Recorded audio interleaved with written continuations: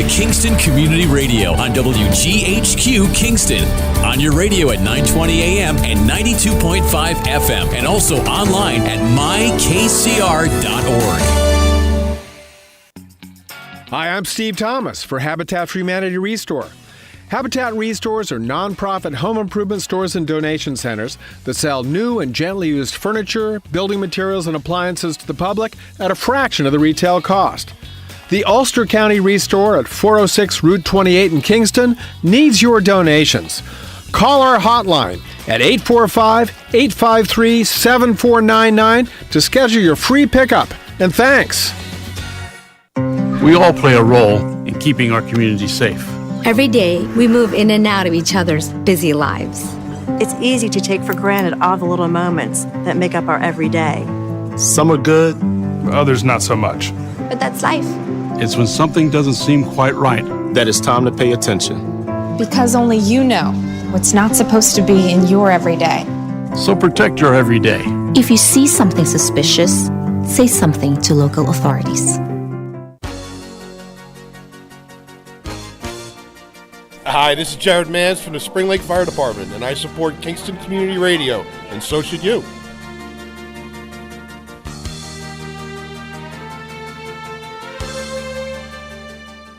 This programming is brought to you by the Friends of Kevin Cahill.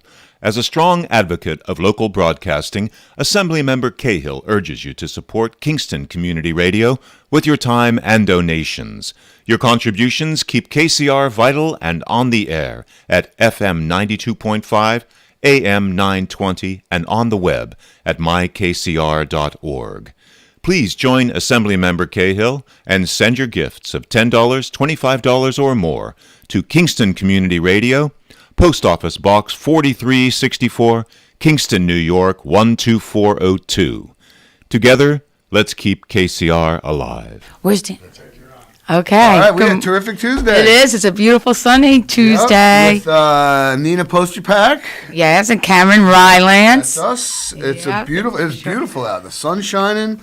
Nice crisp air. Yes, and lovely. And Dan's on location. He's not here today. No, Dan's filling in for me because I'm going to go fishing on Thursday and Friday, so we switched a couple days. Okay. We're going up with some friends of mine in camps. We're going up. Well, he's not going. Lake George. We're going to Lake George, yeah. So just for 2 nights. I'll be back Saturday. It looks like there's going to be nice weather now. It doesn't look like there's rain in the forecast all week. So. Yeah, which is great. Yeah. We've had our share of rain, that's for sure. Yeah. But we're still below the water table, right, Cam? Tell me what it is. Let's see. We are still low. Yeah, no, we got to be. We were like 10 inches at one. The year-to-date is 8.85 inches. That's a lot. The normal year-to-date is 14.36. I can't believe that. Really? Yeah. Well, 14? No, it's just year-to-date. But because we haven't had snow in the... Normally, we're supposed to get an inch of rain a week. 50 inches a year, so is our average around here. Oh. So it's that's January, a lot. That February, sounds like March. Florida. That's 12 weeks, and we're into April, right? We're into May. May. So, yeah. So that's 5 months. That's 20 weeks. So we should have 20 inches. Well, we're a little less, 14. But either how, we're still low. As long as there's water in the Kingston Reservoir and the Chilcan Reservoir. I can't believe that with the amount of rain we've had. Yeah. Yeah, that's well, it hasn't amazing. been a lot. I mean, lots of. You're a positive person. Well, I mean, those days of sprinkling, we only end up with. Right. You don't get much. Yeah, very dreary true. And damp all day. Good point there. We're only getting a quarter inch, but. Yeah. No. Everything's growing. You could practically hear the leaves opening up on the trees. Oh, it looks beautiful, right? Yeah, the lawns. I think it's cool how in the spring it seems like there's more different colors of green.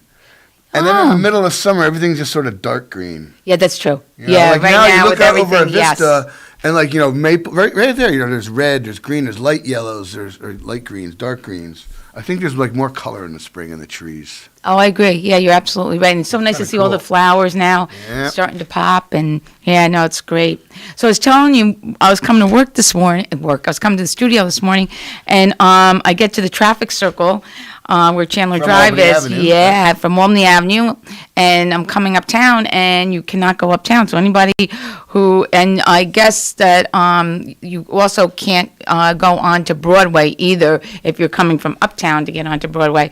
They're putting in the actual circle today. At least it that's appears cool. to be Yeah. that. So if you're going uptown Kingston from out Albany Avenue, you have to go all the way out Chandler Drive and come all the way back in. So anyone who's listening and is going to work this morning in uptown Kingston and is coming from that direction, add about 5 minutes Add onto some your time, time. yeah. Yes. Yeah, you might want to take Wilbur Avenue or Beale Street or Something, whatever. go around something like altogether. that. Yeah, right. So then, I because- guess, so then the plan was to be done by the beginning of November. From what you're saying, it sounds like it's going to be done sooner, No, right? I thought they were saying May. By the end of May, it was going to be Well, done. originally it was November. That's what. Yeah, what no, Wilbur it looks said. like it is. Actually, on the show with you guys, this was months. This was back last. Well, I know year. they were ahead of the game because of the slowdown It sure of looks COVID. like it with all the curbs and stuff. The I mean, construction went faster. I remember some hearing. Yes, Because yeah. of it'll the take less a few times traffic. going through to get used to it. That's Yeah. for sure. Yeah, no. And all that stone they've delivered there. Those are going to be some nice rock wall, stone walls. Yeah, as yes. part of the landscaping. So. I think it's really and the new interesting. lampposts. Sorry. to Yes, cut that's you off. okay. Those are cool That's looking. all right. They're like, sort of like gas lamps, sort of. Yeah, it's going to look really nice when it's done. And I think it was really interesting to watch the whole progression of the circle itself and the curbing. And you don't realize until you see it start to take shape and so forth, the amount of work and engineering and everything that goes into it. And they've done an amazing job, I have to say, with keeping traffic flowing through that area and still, putting this all together. So it's amazing. All while dodging traffic too. You Yes, see guys absolutely. ducking in and out of the cars and the red lights, and Yeah. so it's been a active work zone. I was a little confused because I came over, the little bridge there, the railroad, the hump there, and now the way I was supposed to go, traffic's coming right at me. So, and there was no one ahead of me, so I went to the right, and I'm like, it doesn't look like I'm going to be able to go straight through here. What's going to happen? So it is a little confusing in the beginning, but yeah, it worked out well, and I got here before the show started. There you so go. that's So a we good weren't that thing. late. Yeah, You weren't absolutely. late at all. How was your Mother's Day? Oh, good. It was great. We had a wonderful weekend. We did something 2 years ago for Christmas. We had bought everybody in the family passports for the Shangam Wine Trail. Uh-huh. And, of course, with the pandemic, we never got to use them. So we said, why don't we do a couple of the places they extended it for a year so we could use the passports. And it was a dreary Saturday, right? But we had a great time. Awesome. We really enjoyed it. And then Sunday, I had my whole family, my mom, happy Mother's Day to my mom, and to my sister, and we had everybody over for dinner. So your it was house? nice. Oh, At my that's house. cool, yep. So it was a great weekend. Drew and Nikki, kids for Dana, everybody was home. So it was really nice. You had a full house, nice. Yeah. How about your mom, your sister? No, Did I you have a good hosted Mother's Day? a little family get together. My mom and dad and sister and Great. son, and it was nice. It was good. I had driven down on Saturday. I drove down to Helena's pierogies in Oh, I Ashford or Crumbs, love whatever. those. Oh my gosh. Bought 3 different flavors and some kielbasa. I was going to ask you, we got the kielbasa. of Oh, course, my you gotta gosh. get- That's the good. That's not the old fatty, gross Hillshire. So pie. let's tell people where that is. If you've never been there, it's amazing, right? It's Yep, right and they've done. I haven't been there in a while, but she's like, it's all redone inside. There's a couple tables. Like I think they're offering like little Eating. lunchy stuff. Yes. Yeah. So Helena's Specialty Foods, wonderful Polish market. Polish, Ukrainian, Middle East, or middle, Eastern European, I guess. Pierogies and sausages and all homemade. Yes. It's right in, I guess, Kerhonkson. It's right basically across from the world's largest gnome. Right. Exactly. Right across the street from it. It's next door to the rental place that's on the right of 209 as you're going south. Yes. Helena's Specialty Food, fantastic. Yeah, we got like regular potato and onion, and then bacon and cheese with the green onions. What the hell is it? Scallions. Scallions. And a jalapeno one, which is really good. Ooh, I don't know. Hot. Was it? But there's a little, a little bite to it. You could taste the green. You could taste like the flavor of the jalapeno, like the pepper, the green pepper flavor. Right, It was nice. right. It was good. It was interesting. It was a unique pierogi combination. Now, how do you make your pierogies? We'll do our quick little We just saute. 2-minute. They're already cooked, Right. So saute them in butter. That's what we with do. a little bit of Onions and- sautéed onions. Yep, Yeah, that's what we do too. and popped them in the oven, kept them warm while we were having some appetite, hors d'oeuvres and stuff, and it was nice. A little cool, but it wasn't bad. A little We were cool, on my but at back least porch. the sun was out. Yeah, we were on my back porch, so it was So nice. that was great. Yeah, no, it wasn't too bad. So anybody who's listening, you have to stop there if you like pierogies. Homemade, They're absolutely delicious. delicious. Not to insult another food company, but like Mrs. T's or frozen pierogies, there's no comparison. It's like night and day. No it's like- comparison whatsoever. No. It's like opening a can of ragu, spaghetti Making sauce, homemade spaghetti versus, sauce. all day long simmering, homemade marinara. There's no comparison. So, Yeah. But it's cool, and I assume it's a fully local business. I mean, Helena, it's. Yes, right. Yeah, no, it has to be. If Yeah. there is, even if there is a Helena, or if it's just a name, whatever. So Right. who knows? Yeah, no. So that's great. So you had a good weekend. Yep, it was It nice. was nice, yeah. Oh, such a change from last year because I remember Mother's Day, none of us could get together. It was love your complete. mother, Yeah, don't don't see see her your on mother, Mother's Day. right? So it was nice for all of us to be able to get together. And I was reading the paper this morning. I read every morning the statistics, and for 18 and above, our population, we're like 65-66% vaccinated, which is a great statistic. I was happy to see that we're getting there because when we originally had the statistics, they were taking the full population. Now they're doing 18 and above, which is a much clearer picture of how many people have been vaccinated. So, and I know now Pfizer's coming out with a shot, right, for younger. What age group is it? Cameron? 12 and up. For 12 and those up, as young as right. 12, yeah. Yeah. I'm just looking out there right now in the paper, but yeah. Okay. Yeah, which is great. And of course, all of the vaccination sites are open down in New Paltz, Best Buy, everything. I believe everything's walk-in at this point. You don't need an appointment. You can make an appointment if it's more convenient for you, but you can do walk-ins. So, yeah, we're getting close to that point that we want to be, that 80%. So let's continue to get those shots. And hopefully by the fall, the schools will be all back in session full-time, and we'll have some kind of normalcy back in our lives. So Yep, that'll be nice. yeah, absolutely. That's Yep, for my sure. son has signed. He is in January, spring next year, starting at lineman school. Oh, great choice. Up in Saugerties. Good job. That's great. Yeah, lines. That's when it starts? It starts every January? There's 2 classes a year. So I he gets think. a little bit of an extended summer then. Yeah, No big but he deal. doesn't turn 18 until November. So Oh, and that's when he's you got to be graduating 18. at 17. Yeah, he's Okay. real young. But So, he yeah. graduates like next month, though, Yeah, right? yeah, 20 Good class for of him. 2021. So yeah, no, he's registered and He could probably retire by the time he's 45. Definitely 50, right? absolutely. What's line school take? Like a year or so, or is it like a 2-year? No, thing, it's like or- a year. It's like It's very hard to get into that, man. That's awesome. It's short, but it's intensive. But because. yeah. And then you also get, you can do, you can graduate with your CDL to drive trucks and underground working, classification, the high, everything. So, now he's gonna. So he wants to go out west. He wants to see the country. Oh, He good wants for to- yeah. Hey, Big for skies him. and- yeah, exactly. Why not? They can- Absolutely. $90,000 a year, working on infrastructure. Now, is he back 5 days a week at school? Is Yeah. Kingston High School? I know, Everybody? 4 days. I think Friday's still virtual. Friday's Yeah, still virtual? I think so. But, we were talking, we were just talking about this on Sunday with my family together.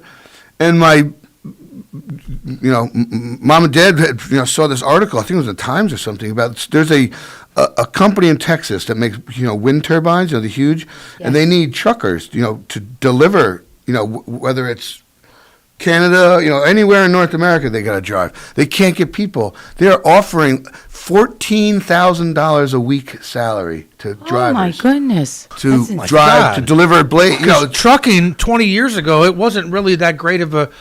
You'd be more time away from your home and family and stuff like that, rather than the pay wasn't. Yeah. They didn't balance each other out. That 14 But grand so- a week is a lot of money. But so many, every time you're on the highway, a truck, the sign on the back of the truck, drivers wanted, we pay Yes, bonus, absolutely. full-time, local delivery, sleep at home at night, Yeah. Virtually every single truck you see has signs on it. Yeah, no, that's true. Or, Yeah, absolutely. Oh, good for him. So, once you complete, it's a year course. Then once you complete the course, then you can put your resume out there Yep. to all these different Yeah, companies. you can, and- you're automatically at the level of apprentice, like union apprentice. That's great. Because most I linemen are- I was are, not you know, aware of that. you know, and it's right here in our area, which is Up in Saugerties, yeah. yeah, that's fantastic.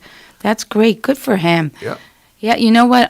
It's wonderful when you're 16, 17, 18 years old and you know the field you want to go in because Yeah. many times kids don't. Yeah, yeah. And they kind of struggle with the direction. The example was his Shane Nagy, his uncle, my wife's ex-wife's brother, super great guy. He's been a lineman in Central Hudson for years and makes a fantastic living. Yes. At this he's been it for 20 years, and so he has seniority, so he can pick and choose, where he yes. wants to work.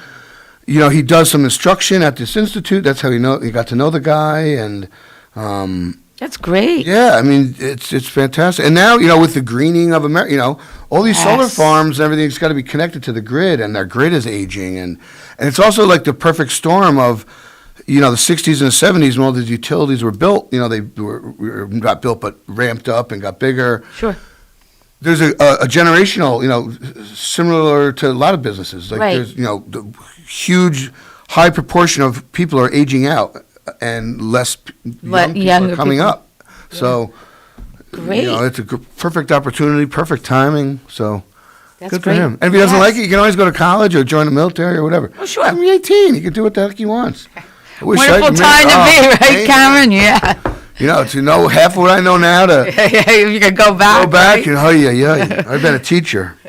I would have taught as many sports as I could to get that bump. And There you go. The last 3 years of your tenure, you work overtime and everything to Bump it up a little bump bit. your pension. Heck yeah, I would have done go. that in a minute.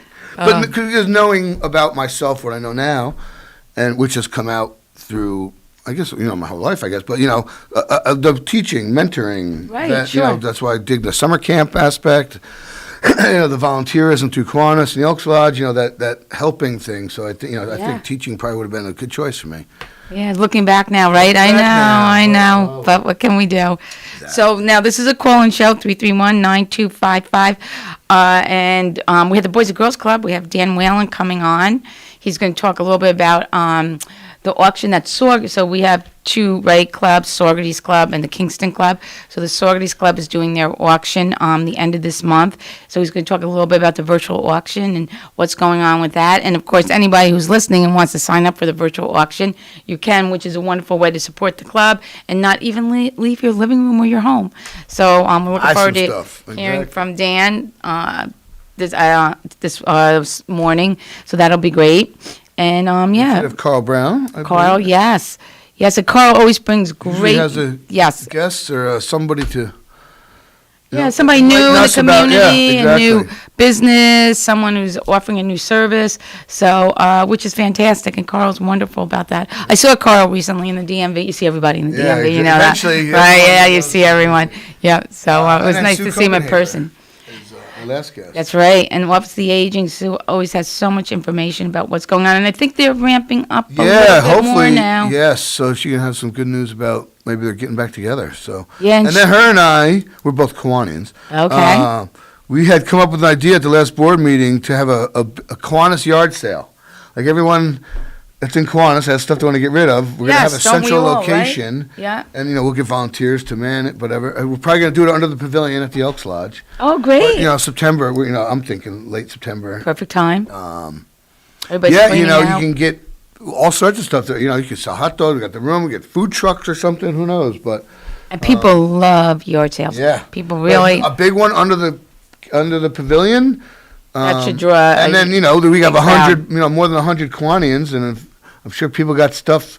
I know my parents got crap they could love to get rid of. Oh, I think we all do, right? And, so Kiwani would donate their stuff, and whatever the proceeds would go to the club. Yeah, that's great. Because our revenue's down because of the, sadly, We had to Good. reduce our number of scholarships this year at Kiwanis. We were only giving out really? 15 instead of the usual 20 because no revenue from the Classic or the Capers.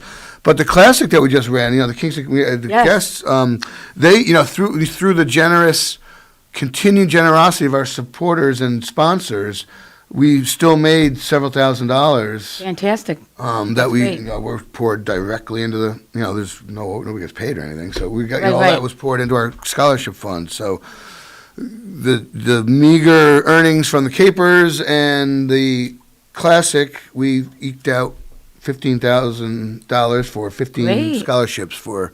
Well, that's wonderful considering, a year of the pandemic and everything. Yeah. And how all our nonprofits have been struggling. It's Lot of great work. that you're still able to give that many scholarships. So, and a lot of hats work. off to a lot of people. And, Yeah. Joe Fay, he's been very instrumental with, Joe's great.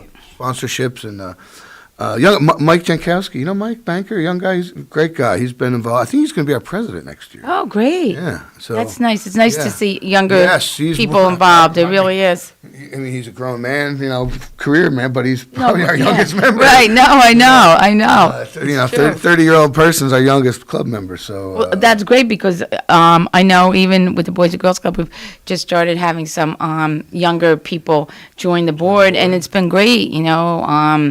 Matt Stote's carrying on the tradition of his grandfather, his father, and now he's coming on the boat. One of Bill's kids? Yeah. Oh, cool. Yeah, and Travis Rask is also coming on the board, and so it's nice. It's nice. They have a lot of energy, but they also bring a lot of new ideas and different ideas, and which is great. Yeah, no, absolutely not. So that's good. Good.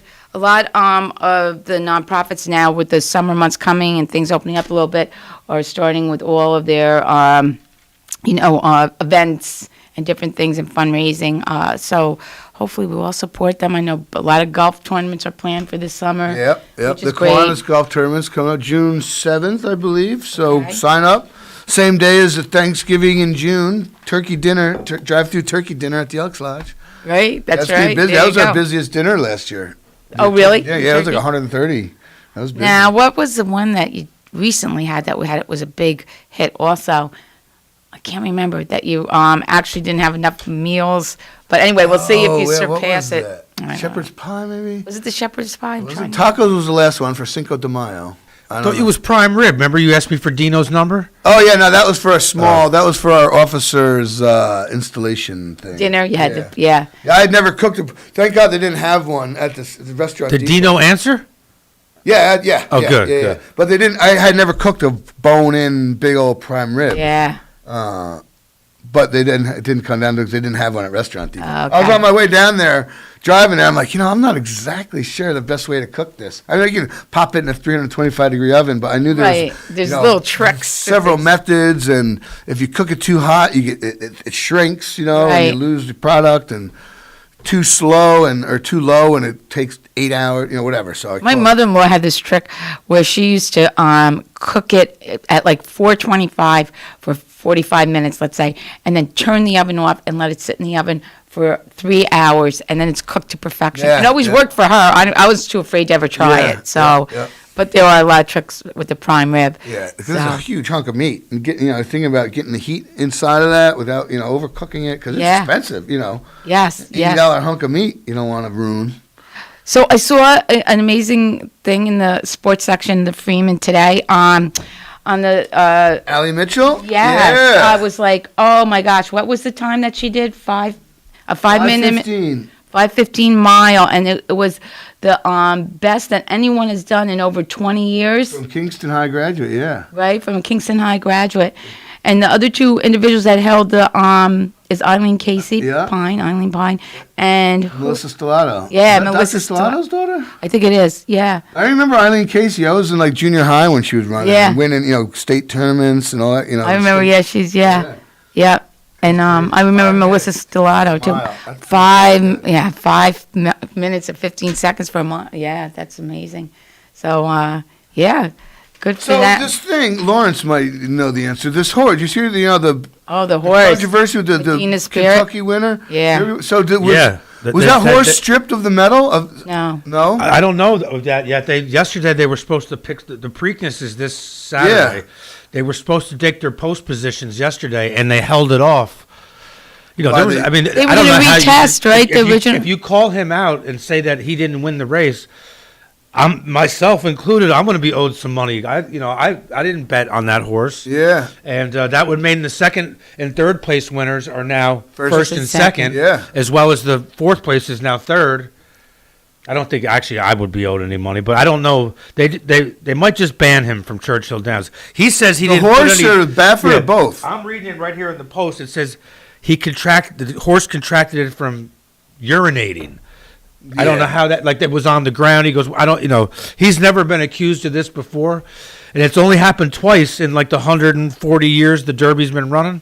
No, I thought Baffert there's some other allegations I had heard. Never with steroids though. He's had some other issues. He's got a little bit of an attitude. He gets in fights in the barns and stuff like that. Not fist fights or anything, but he's always getting yelled at. I actually like Bob Baffert, and I was shocked when I heard it. But after these big Grade 1 stake races, after the horse wins, or even all the horses, after they get back to the paddock, they take about a decent amount of blood out of the animal after he's calmed down. Then a veterinarian takes that right to a lab, and they usually know within a day or two. I don't know why they waited so long to release it. They probably double, triple Plus, check. on top of it, why would you do that knowing full well that they're going to do that and do the testing? Like it's only just happened twice in the 140 years thing. Yeah. He's never been accused of drugging his horses before, but who knows? Barry Bonds probably didn't think when he was rubbing the clear on his arms. Yeah, to get in trouble for that, right? Yeah. Yes. So that'll be interesting to see. But I thought that I read that they were going to resample they were going to retest the original sample again. Yeah, he had appealed it, but I don't know. He was on Fox News yesterday. He was pretty upset. I believed him. I think but there's 20 horses in the race, and the horse did win wire to wire, which rarely happens in the Derby. He jumped right out to the front, and no one even. He only won by a head or something. He kept the lead. Yeah, he had a good number. He was the 8 horse. So when there's 20 going across, the middle horses have the best line to whoever makes it to that first turn. First turn, yeah. Yeah, because it's a short race. It's not as short as this Saturday's one, but they're very short. The 2 ones in the beginning, the Derby, the Preakness are short. That's why it's so hard to win the Triple Crown. When they come up to New York in June or whatever it is, 3 weeks after this one, that is a mile and a half. And the horses really, they're bred for it, but it's almost like doing 2 races in one. And when you've run all this many times in the last 5 weeks, usually a horse will run, if it's a stakes horse, he won't run for another 2 months. They'll train him every day and do stuff won't with race him. Him, huh? Right. Yeah. Well, that's why it's such a feat. That's why Triple Crowns. I'm going to Saratoga this year. I didn't get to go last year, but I'm going to go this year. Special horses. So. Yeah, I like going to Saratoga. You can sit out in the grass, watch the horses come through. They're beautiful. Where, the horses, Belmont? Man. No, Saratoga. Oh, go to Saratoga. Yeah. Oh, yeah, Saratoga. Yeah, I haven't you been don't even have to pay. I think you got to pay $5, but it comes with a program. I haven't been in a couple of years. Yeah, we'll come up. We'll go. I'm going to go. Saturday afternoon? Yes. Yeah. Now, you guys want to go to break early, then we'll come back with Dan? Sure. Absolutely. All right, great. So we'll be right back, everyone. You're listening to Kingston Community Radio on WGHQ Kingston. On your radio at 920 AM and 92.5 FM, and also online at mykcr.org. 100 years ago, there were 100,000 tigers in the wild. Today, there are as few as 3,200. The Earth's wild animals can't speak up when they need help, but we can. Be the voice for those who have no voice. Visit worldwildlife.org. Everyone is talking about healthcare these days. America spends twice that of other developed countries on our healthcare system, yet our health ranks near the bottom. How can we stop spending so much and getting so little? By shifting to a system that gives more patients access to strong primary care. Primary care can help make America healthy again. To learn more about the benefits of primary care, visit www.healthisprimary.org. This message is brought to you by America's Family Physicians. Central Hudson reminds you, when it comes to your home's wiring, safety matters. Overheated electric cords or outlets are signs of inadequate wiring, within your wall, in an appliance, or both. Circuit breakers or fuses that trip often is usually a sign that a circuit is overloaded, an appliance is faulty, or something is wrong that can shock a person or cause a fire. Have a trained electrician troubleshoot such problems immediately. Screening exams for breast, lung, or colorectal cancers are necessary to detect and treat disease at its earliest, most curable stage. But you may have some concerns and questions. Answer your questions and ease your fears by visiting radiologyinfo.org. In addition to information on screening and wellness, you'll find more than 200 descriptions of radiologic exams, procedures, and treatments to help you prepare. Get informed and be prepared. Visit radiologyinfo.org, produced by the Radiological Society of North America and the American College of Radiology. As the world faces the challenges of the ongoing COVID-19 pandemic, Lions recognize that kindness matters now more than ever. And Lions and Leos are finding ways to continue to serve our communities, including ordering food delivery for healthcare workers, holding story time for children online, and providing surgical masks to medical professionals and first responders. Empowering us to do more, Lions Clubs International Foundation has provided nearly $2.5 million in grant funding for COVID-19 relief. And that support continues to grow. For more than 100 years, in times of need, Lions always find a way to help those around them. And after we emerge from this, we will be stronger than ever. Visit lionsclubs.org to learn more.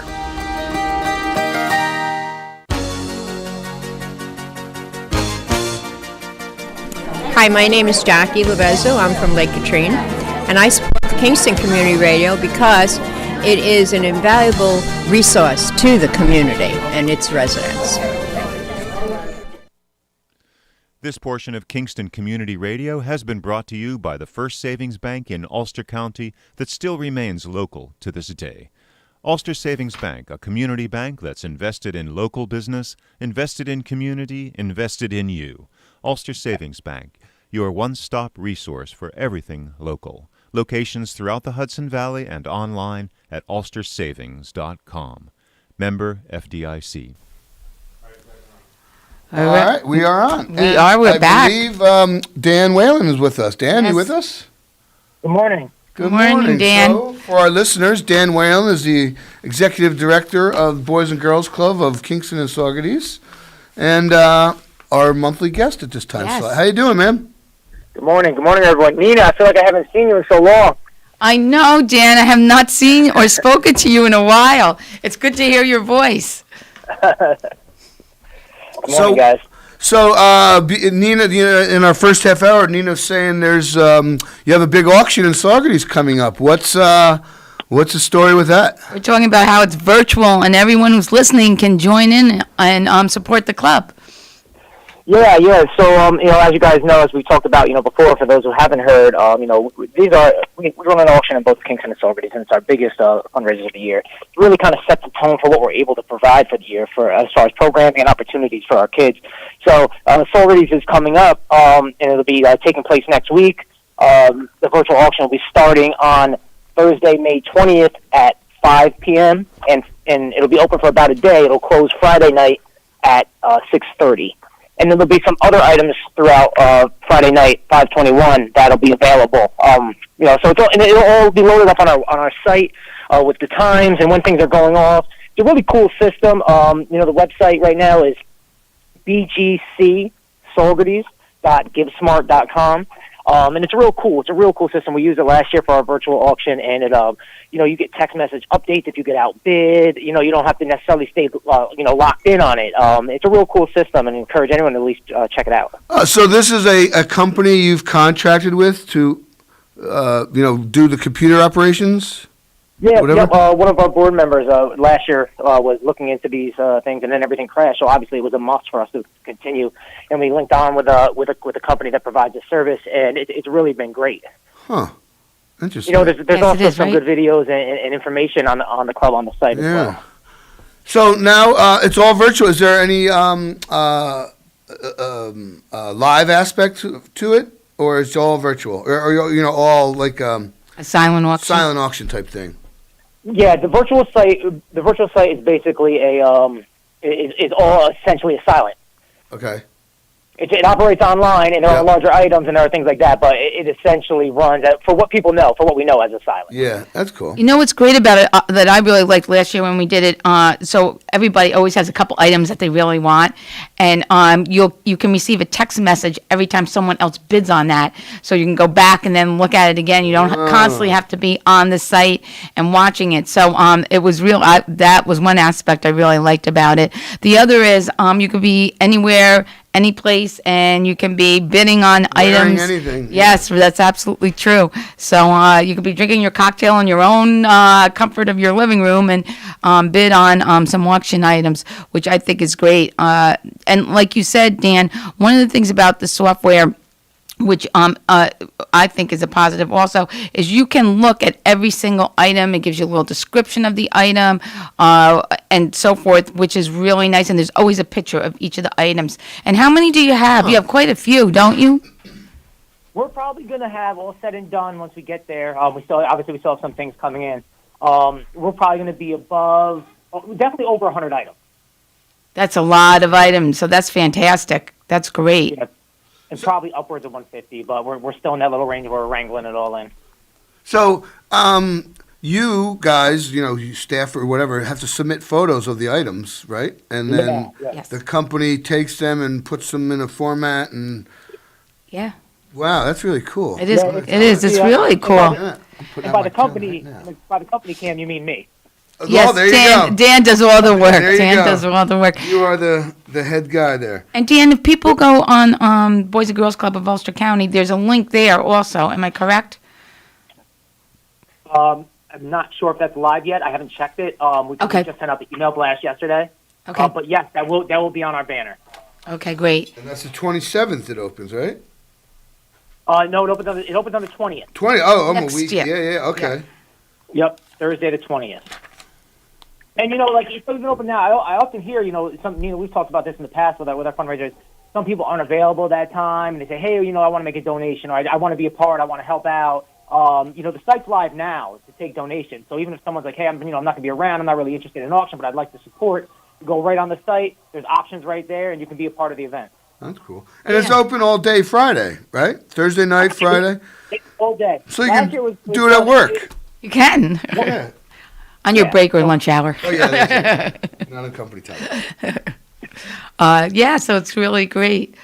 What else is going on in the club, Dan? You're kind of winding down the school year and looking at the summer months coming up, I know. Yeah, it's, most of our kids are back. We're back on our regular mold. We're open in the evenings. We don't have the virtual during the day. And, it's cool to start to be moving back, but now there's a lot of work to be done, to try to we're getting into our older mold, bringing back those programs and making sure that we're functioning at a high level that way. It's I hear from people a lot, obviously we're getting into a solid place, in Ulster County with numbers dropping, vaccinations happening, all those things. And everyone's like, we're almost there, we're going to get back. But, the last year has been great, right? We've talked about it on this radio for us, as far as what we've done. We've served food. We were one of the first public facilities to open for childcare, and we did virtual schooling, and we've just been going to fight through this. And it's people are like, this is ending. This is right where it starts for us, because now we need to get our kids back in, right? We need to rebuild everything they've been through. We need to reestablish the positive connections. We reestablish the positive relationships between kids, bring them together, and it's a lot of, this is really I almost feel like the work on our side is now just starting more aligned with our mission. Yeah. Yeah, which is nice. It's nice to get back to some kind of routine and normalcy that you've had in the past, especially with what you faced. I think Nina too. I think that people when I talk to people, I have a lot of conversations about it. And it's the kids got to be excited to get back, or like you said, back to normal. It's when we as adults go back to normal life, or at least what will look as close to it. It's going to be a lot easier for us to say, okay, we're in our lives, we're in our mold, let's go. The things that have happened in this neighborhood and to these kids, what they've just lost and what they've endured, it's going to take a long time to rebuild. It's not just if restrictions go away, right? These restrictions went away, we're back. No. It's going to take a long, long time to kind of sort through what everyone went through. How did you feel? Where do we go from here? How do we build this back up? Yeah. Yeah. Now, are you still faced with occupancy restrictions in the buildings? Yeah, I mean, it's really, I'm trying to, I've been working to try to have a conversation to see what the summer's going to look like, because I think that's the thing that's going to be kind of like, because like you said, we're winding down the school year. Things will hopefully there'll be some changes moving toward that. But yeah, a lot of our regulations haven't really changed so much. We do have a little more freedom of movement and such, but that's a conversation that needs to be had, because, we really want to be able to provide as much as possible for these kids, especially in the summertime, we can get them outside. Yeah. Absolutely. Dan, one of my favorite things is the Youth of the Year, and I know we just completed Youth of the Year. Maybe you could talk a little bit about that competition, what it means, and who competed from Saugerties and Kingston this year, because it is an event that really showcases the kids of the club and what they've been through and what the club means to them. Yeah, good call. The Youth of the Year event is the premier event that we have. It's just an unbelievable event to be a part of. What it is, it's a night, but it's a process, right? Our staff spend months with our kids. They write essays, they prepare speeches, they really take a deep dive into themselves, look at, one of the things is acknowledge the hurdles that have been around them, what they've done to endure them, and then kind of what their plan is and what they'd like to see out of the world in the future, and what the impact they plan to have on it. So, it's a lot of conversation, it's a process, it's some of our kids' first opportunity to speak in a public forum. So it's a great, step into their next step into life as they get ready to work toward college or workforce. And it's just a special thing to hear these kids' stories, what they've been through. We had 6 participants this year, which was really good. I mean, I even said in the video we did it virtually, which we kind of had to do it virtually because when you win Youth of the Year for a certain organization, you go on to compete against other boys and girls clubs. Right. Yeah. And the next level of this will be virtual as well. So we wanted to make sure that they were ready for what that next one will be. We had 6 participants. And the thing that was special about it is, for me, I really felt this year, these kids are on a computer all day, right? Like they're dying to get out and see kids and to see people. And then when they came here, they still locked in, sat down with a staff, worked on more work. And so I thought this year was a little more stressful on the kids, but I was really proud of the kids that came through. Our Youth of the Year ended up being Steve Edwards, who is a great kid. I personally have no family, growing up in Kingston my whole life. So that's a kind of a cool thing for me personally when I see, like, my friends' kids, that are doing this stuff and being successful. But it was a great competition all the way through. And like I said, it's a great thing to be a part of. It really is, and it's nice because now they go to the next level to compete, which is special for them also. Who makes the selection, or the judges or whatever you want to say? Yeah, good question, Kim. We have, we usually look throughout the community to find a diverse panel of judges, different areas, all different people.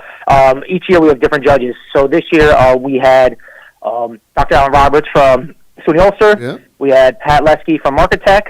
And we had Tamika Dunkley from Seasoned Delicious Foods.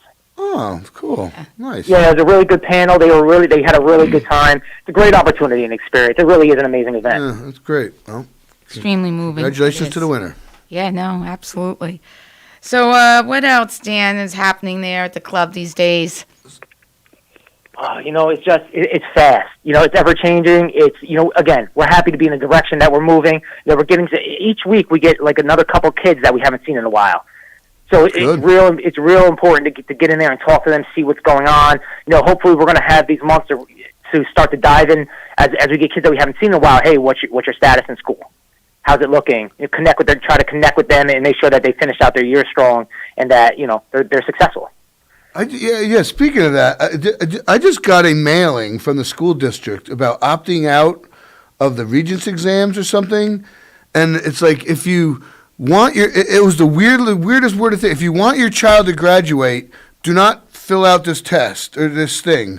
I still don't understand. I have to read it again. I just read it briefly yesterday, but it's a tricky thing that, Dan, you may want to keep your ear out for. If some of your older kids may have gotten that, I don't know, but.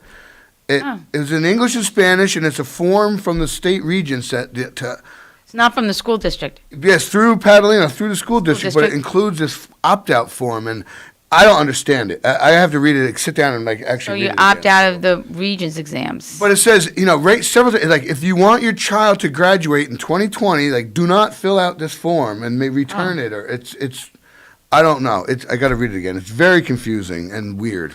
So if any listeners out there have any insight on that, please enlighten me and our listeners. Dan, one thing I wanted to ask you is I saw, the paper that some of these COVID vaccines are getting approved for younger patients, younger kids. Yes. Are you, not you personally, but is Boys and Girls Club advocating vaccines, or is that allowable? Are you not allowed to push an agenda like that? Yeah, I mean, that's not really our space in general.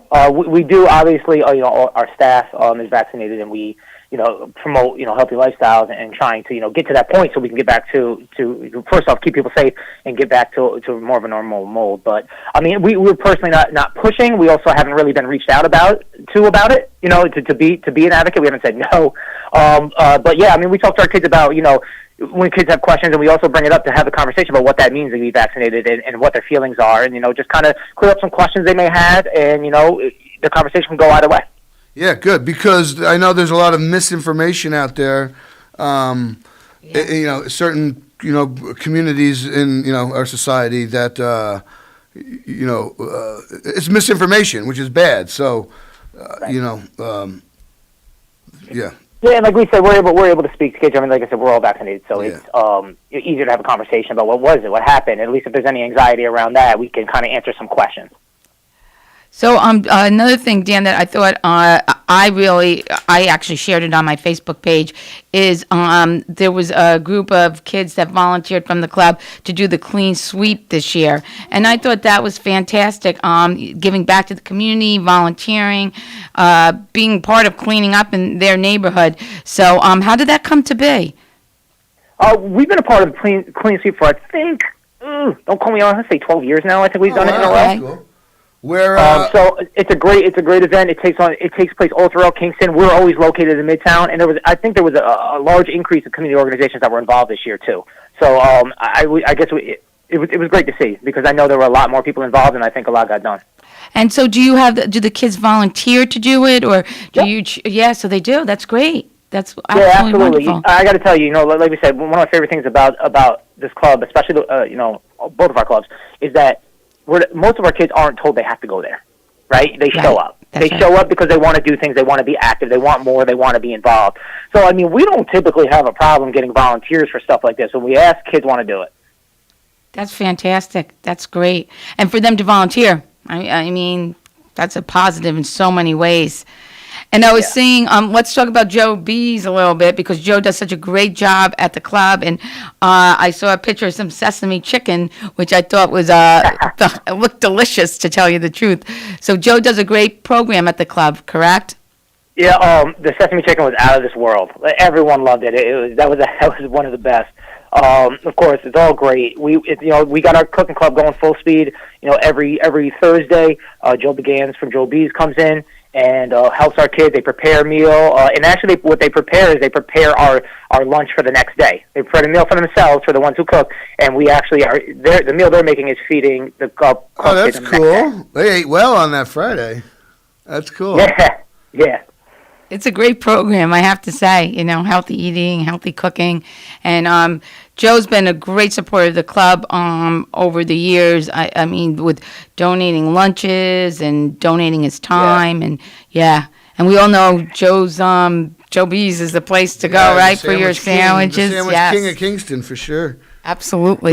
Yeah. I reached out to Joe. But I think we started this a little over a year ago, and I've known Joe for years and years, and Joe's a great guy, not just because of what he's doing, but he's also a guy that we can kind of get together and spitball some ideas and things that we can do for the community and together. And he's always just on the move. He's always got his head and heart in this community. It's a great person to have to be aligned with and just to know. Yes, and so much of what the club does depends on community support, and that's why it's Joe and and even up in Saugerties, Brendan.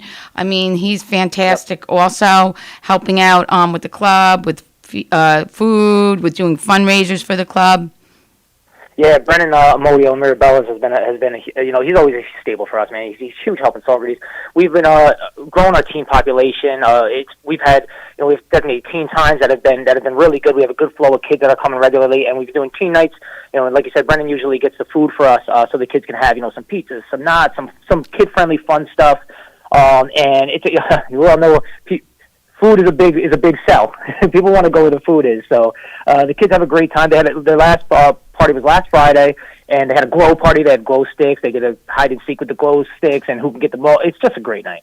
That's fantastic. That's great. Well, that makes me think about the county's doing that initiative with the school district on Friday nights coming this summer. Are you involved? Is the club involved in that at all? I haven't had as of right now. We are not. It's my understanding we'll be reached out to when it gets to that point. But I don't have any real information aside from what everyone else has. I mean, It sounds like a great idea. Accessing more kids. What we talk about that we do all the time.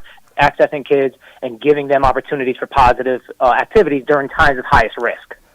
Right. So, I mean, the idea of it, the premise behind it all sounds right. And something definitely, we do that. So the club is obviously in support of anything that helps, kids stay out of negative influences. Yeah. Well, I think it's natural for them to engage you. And like you just said, that's what you do every Friday night, Right. So offer a safe space for kids to, meet. So, whatever. It makes perfect sense that you're involved. So hopefully they will. Definitely. Yeah, we look forward to hearing from them. So now, will your hours change for the summer at the club, Dan? We are going to be open in Kingston. We'll be open from 8 a.m. to 7 p.m. We used to be in Saugerty we'll be 8 o'clock to 6 p.m., 8 a.m. to 6 p.m. We used to be on a 10 to 6 mold in the summer, and we just felt like, 10 o'clock is too late for a parent that needs to get to work for some of the younger members. Yes. And 6 o'clock is just any hour we can stretch later to stop pouring our kids into the streets while the sun's still out. We're looking for them those opportunities. So Kingston is 8 to 7, and Saugerties is 8 to 6, same premise. Obviously we're restricted with what we can do staffing-wise until that's a long period of time. But, those are hours we're trying to stretch and be as available and accessible to kids as possible. Yeah, that's great. That's fantastic, especially during the summer months. And I do agree with you. One of the things is 8 o'clock in the morning before parents go to work or whatever the case may be, that they have the opportunity to drop their child off at the club makes a huge difference in their lives. So that's great. Yeah, and even though those are our hours, we stretch outside our hours. We're here past 7 o'clock. In Saugerties, we'll run a basketball program past 6 o'clock. Weekends, we have staff and volunteers that are here, just being active. So, those are our root hours for regular stuff, but then we do specialized program outside of that.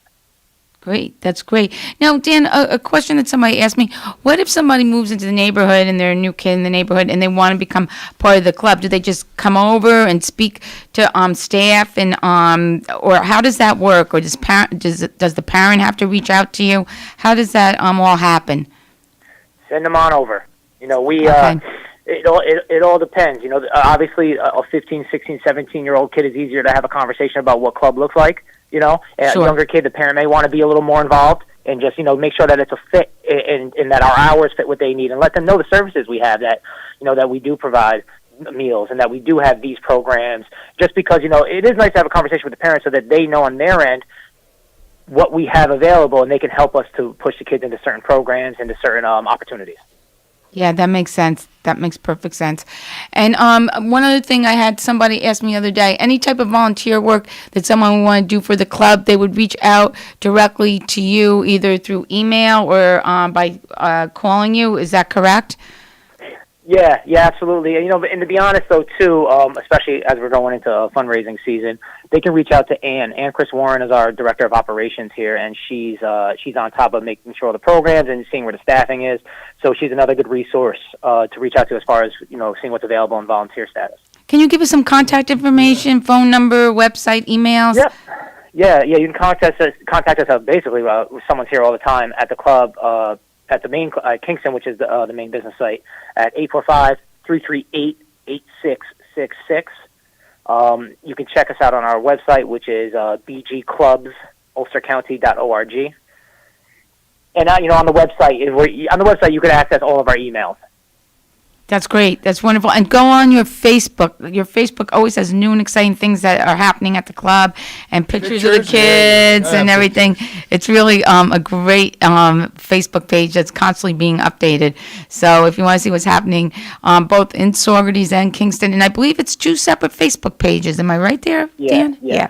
Do you, is there any youth Your Facebook page is like your official corporate thing, but is there any like a youth run branch of that?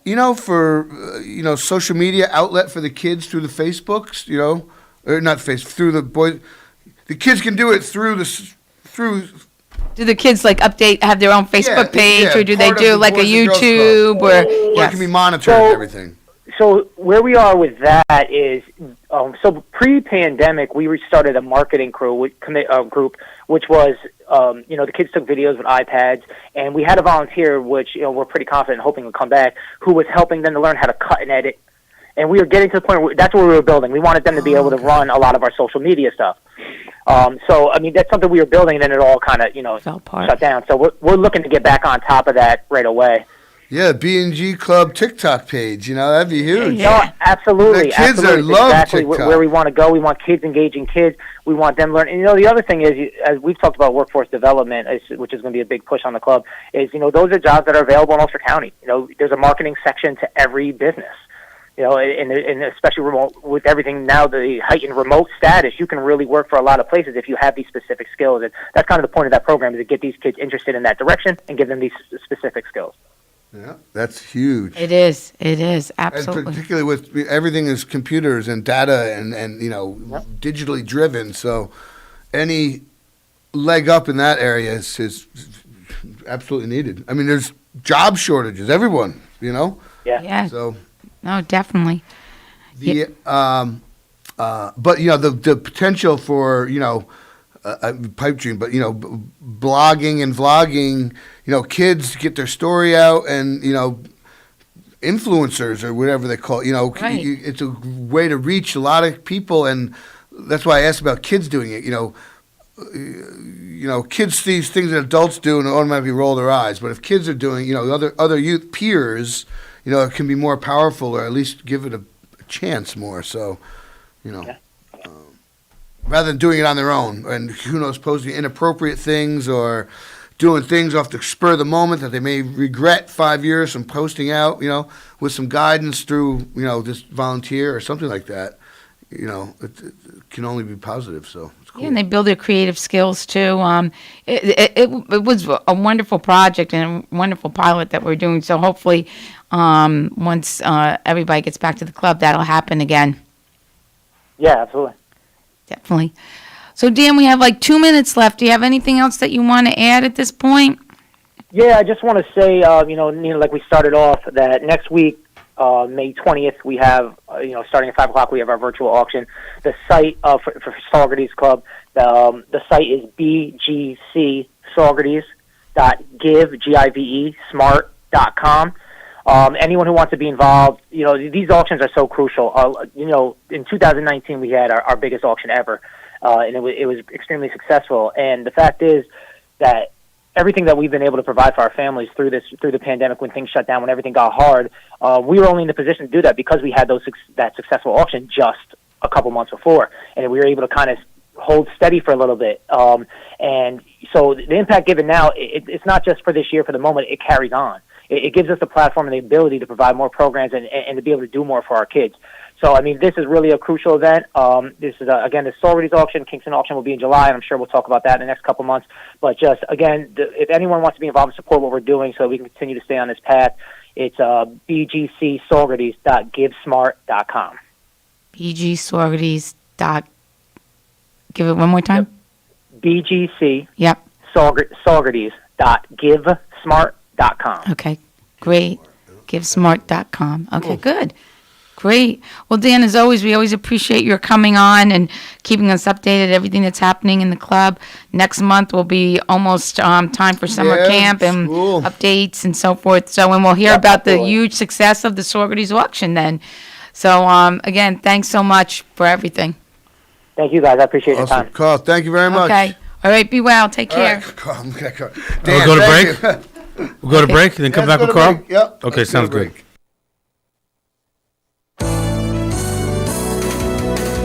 You're listening to Kingston Community Radio on WGHQ Kingston. On your radio at 920 AM and 92.5 FM, and also online at mykcr.org.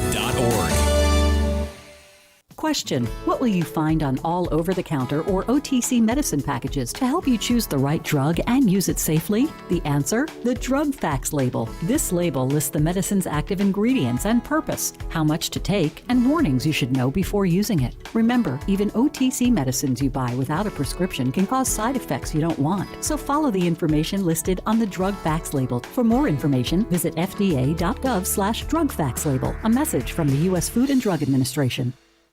Introducing the YMCA. Sure, you know the Y for a swim or a game of hoops, but we're more than that. We're a cause. When you take a jump shot at the Y, someone else is getting job training. Practice yoga as a team practices her leadership skills. We give people of all ages, incomes, and backgrounds a chance to learn, grow, and thrive. So while you might think of the Y as the place for lifting weights, we're also about lifting entire communities. That's the Y. We're so much more. Visit ymca.net/more. At St. Jude Children's Research Hospital, we're fighting against childhood cancer every day. At the heart of this battle are our donors. Most of us want to make some type of difference in the lives of others. St. Jude does miraculous work. The fact that no one has to pay, it's a place where everyone is treated as an equal. Everybody is welcome here, and it doesn't matter your religion or what part of the world you're from, all that is taken away. It just gives you some hope. It's just a nice feeling to put your energy into something that really does genuinely make a difference in a child's life. There's just no greater gift. If we have the ability to help, then we have a responsibility to help. Finding cures, saving children. St. Jude Children's Research Hospital. Find out how you can help at stjude.org. Central Hudson reminds you, when it comes to your home's wiring, safety matters. Overheated electric cords or outlets are signs of inadequate wiring, within your wall, in an appliance, or both. Circuit breakers or fuses that trip often is usually a sign that a circuit is overloaded, an appliance is faulty, or something is wrong that can shock a person or cause a fire. Have a trained electrician troubleshoot such problems immediately. Hi, this is Tony Marmo from Norman Staffing, and we've been bringing together employers and job seekers since 1980. If you're an employer and have job vacancies, let Norman Staffing help fill them with permanent or temporary workers. We screen, interview, and recommend the best candidates for your company. We make the employment process easier and faster for you. Please call Norman Staffing for your employment needs at 338-9111, 338-9111, or normanstaffing.com.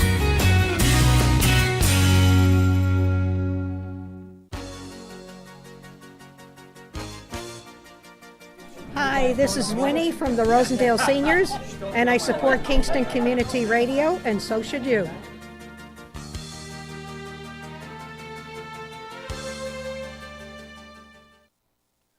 Rondout Savings Bank has a long history of serving local communities and maintaining a strong tradition of customer service excellence while providing each customer with the personal attention they deserve.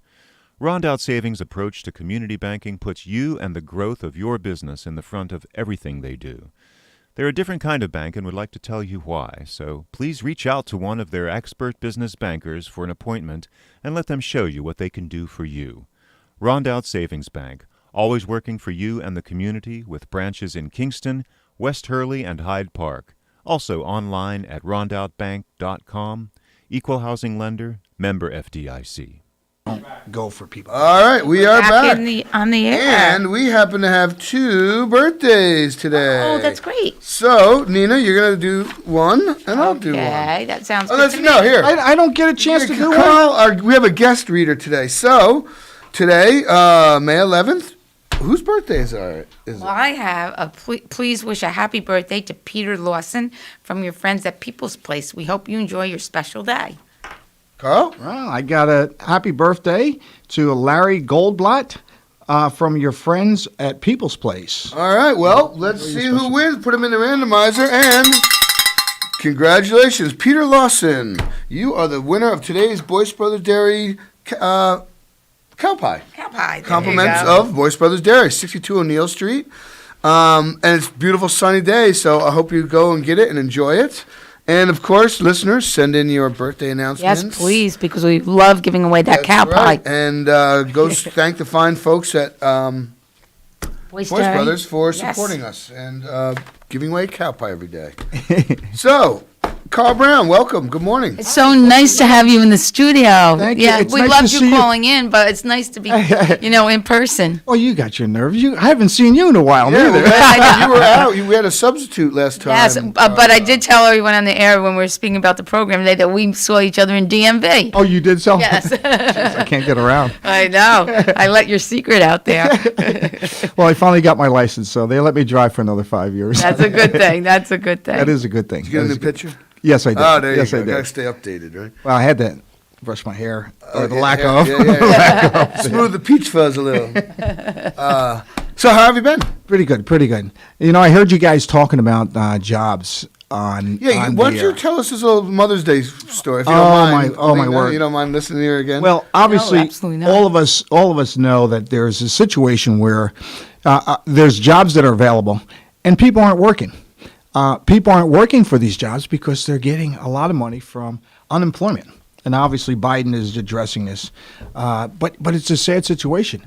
So anyway, make long story short. Well, I don't know if I can do a long story short. How about That's a short? all right. How Just about a tell short? us. How about a short story long? There Yeah. I was out to Diamond Mills having Mother's Day with my family, and as soon as I go up to the omelet bar, my wife and everybody else is going out grabbing something to eat.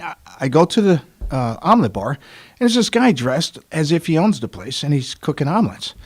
So after he finishes, he's cooking the omelet, and I'm looking at him and going, boy, what do they got you doing next? And he goes, it's funny you say that. We can't get anybody to work. I says, what do you mean? He says, we just can't get anybody to work. And I go, oh, wow. So I played it off, got my omelet, because I came here to eat, not talk about work. Yeah, the employment Your situation. omelet and your breakfast. So I go sit down to eat, and with my family, didn't get a chance to tell my wife anything, and all of a sudden, I see this guy, no longer being a chef, now he's waiting on tables. So I looked at my wife, and I go, that guy just told me they can't get anybody to work here. I asked him to come over, and I go, why are you waiting tables now? He goes, well, I came up from Long Island. I'm Tom's cousin, the owner of the place. Tom Shazer, yeah. Yeah, I'm Tom's cousin, and we can't get anybody to work. It's just like I told you. I said, I'm wearing different hats today. And we started thinking about that. I go, wow, what a terrible thing. Nobody would work when there's jobs that are available. So after eating, I go out and talk to Tom Tesseri, and I said to him, I says, man, what do we got to do to fix this problem? I said, I got people that need jobs. Maybe me and you can get together. I can bust them out there from Community Action. And why don't you give them some decent jobs, teach them about the chef jobs, teach them about waiting tables, teach them mixology for your bar, so that they can learn the hospitality. Yeah. He says the hospitality business is something else. It's great. People don't know about this. See, the thing is, everybody wants to think about having the big job, making $80,000, $90,000 a year. A lot of times you start out some of these small jobs and you graduate into bigger jobs. Mm-hmm. But it's about training, it's about exposure. But the sad thing is that we're giving out so much money that people aren't looking for jobs. And I think, part of the whole impetus behind the unemployment and additional money was for the hospitality field because they were hit so hard, right? All of a sudden, these individuals that were making their whole, their livelihoods, bartending, being waiters and waitresses and so forth, like that, a snap of finger, no longer had a job. And so that was really important at that time, and it really served a purpose. But you need to now relook at that, and you can't continue because things have changed tremendously since last March, April, and May to this year. And I think that's where the problem is. We're not switching gears as quickly as we should be. Right. And that's, I think, even here in Kingston and all around the country, since we're handing out money like this, why don't we use our money smart to get people back into the workforce? I'll give you an example. We're having this revitalization money. It's Recovery Act, it's called. Yep. The county's getting $34 $34 million, yeah. Kingston, City of Kingston's getting, what, $18 million? is it all about just building infrastructure? Wouldn't it be about, educating people, getting them into different areas of business? Wouldn't it be getting them into the hospitality business? Why should I have to spend my money if it's an idea that I have for community to actually get people out to these jobs?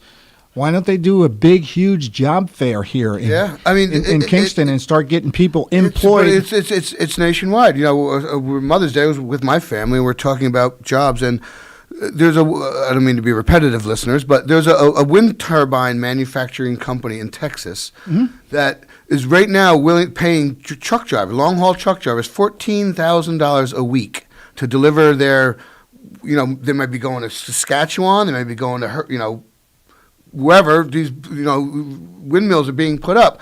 They will hire you, train you, get you trained to be a truck driver, and then pay you $14,000 a week. All you need is a clean driving record and no felonies, and you can make crazy money. But people don't want to do it. Who knows why? There's a stigma to it. I know contractors, plumbers, carpenters, masons, everybody, they're desperate for employees. And, people derisively say, the Mexicans or whatever are taking our jobs. No. There's so many jobs out there that there's... There you go. I don't know what the heck it is. But that's a good point that you bring out, because we think of economic development from building structures and trying to revitalize the area with things to do and stuff to happen, and beautifying the area like we're doing Midtown. By the way, kudos to the city mayor. That is looking awesome in Kingston. I've never seen that before. You know what I'm saying? Yeah, I do. When you come into that circle, it looks fantastic. But why don't we think about building from the, like Biden talked about, from the middle and from the bottom out? Why don't we invest some money and put on a huge job fair? Because what you're saying about these jobs in the cement business and driving and $14,000 a month or a week. We might have to go take that job, Karen. But I'm thinking about it too. I know, right? But here's the thing. Who knows about it? You know about it. Yeah, but this was like in the Wall Street Journal or some, But that's out there. But that's the key. We take this for granted that those jobs are there. You're taking for granted that other people know about it. If we had a huge job fair, right, and let those people come to these job fair and pitch people, and have people walk up to a job fair, and it opens their mind. Who knows?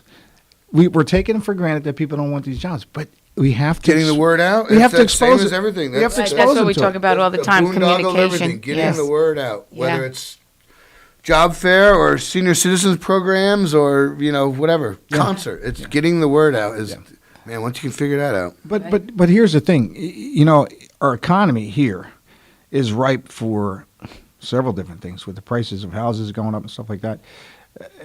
We throw this word around, gentrification, but we have to realize too that some of the people that we knew, a lot of people that we knew when we were younger, obviously people are dying off, but the town is changing. We don't know a lot of people that we used to see around here, and that's because some people can't afford to live here and they're moving out. Their kids definitely are moving out because there's no jobs. There's a lot to focus on, and if we're focusing on keeping this area. This town, I call it a hamlet, this town, a nice area that people want to come and visit, go to Woodstock, see some of the arts, festivals and stuff like that. I'd like to see the area where we keep some of our families here. Absolutely. Like we know the Albanese, the Postepeks. Well, that starts with Browns, the Grays. Jobs.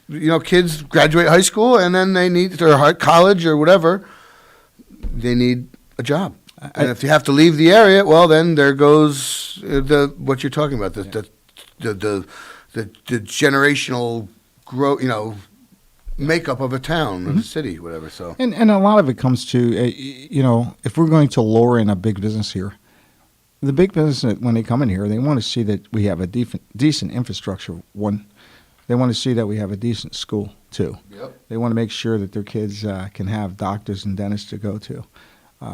They want to make sure that they're shopping around here. We have the schools, The dentist Not is much like- shopping, Yeah, but not much- everything's gonna be on Amazon anyways. You know, a delivery driver. I mean, UPS and FedEx. They're geez, Louise. They're Even big metropolitan areas anymore. My nephew lives down in White Plains. The Macy's there closed. The Penny's there, and that's White Plains. And then my son just came from Connecticut, and he said the mall out by them is slowly Oh, the dwindling. Danbury Mall used to be like the biggest mall like in the East Coast. and or it's whatever, you know? the stores are starting to. But that's move what out, and I predict that's what we're going to end up with.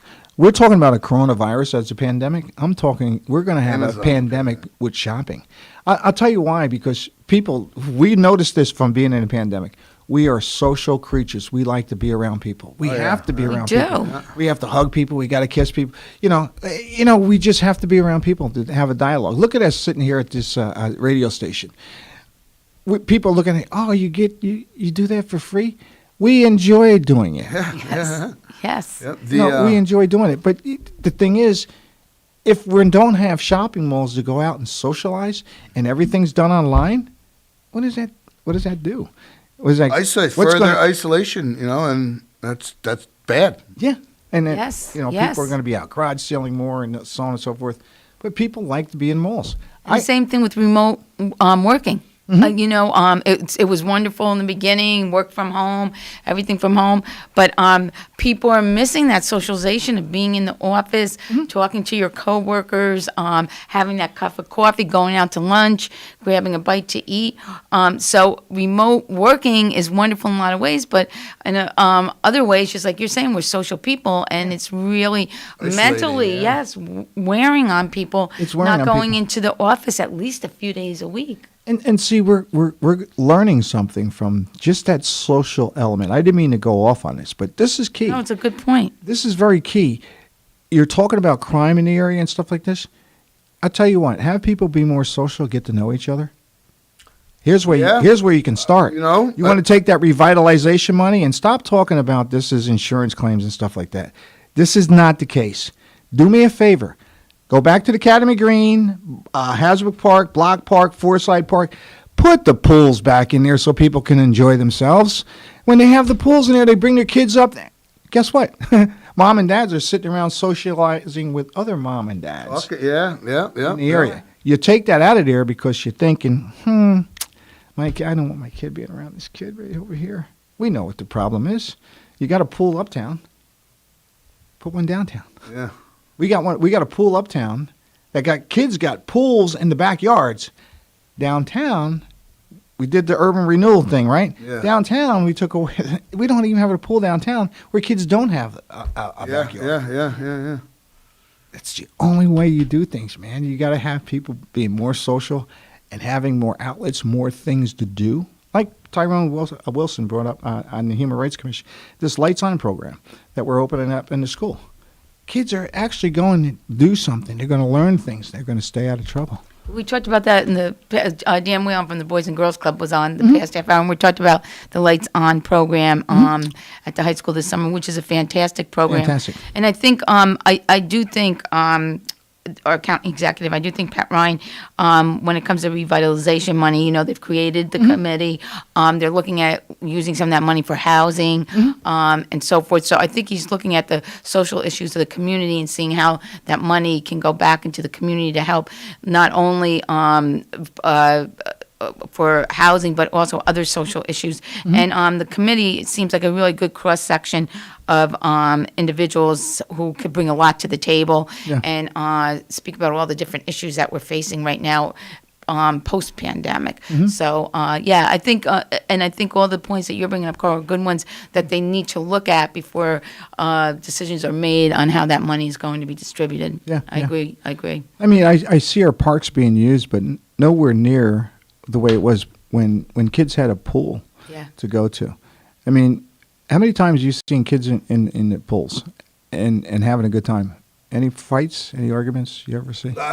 Kids love pools. They were taken out so long ago, I barely remember. I mean, I remember the wading pool at Forsyth Park. And I do too. But I don't. I remember the that pool was, Academy God, Green. ancient. Academy Green too? Yeah, I do. But if you're having fun, the parents are relaxed, they're having fun.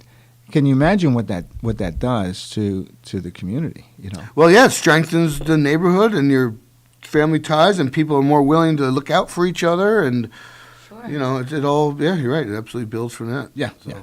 So there's some things that we need to look at, but Can we talk a little bit about community action? Sure. Carl? Like sure. what's some of the plans for the future? Where community action's at right now? You guys do so much good work. Yeah. Here's currently where we're at. We're starting out the farm stands and everything like that's been going really good as far as our outreach program.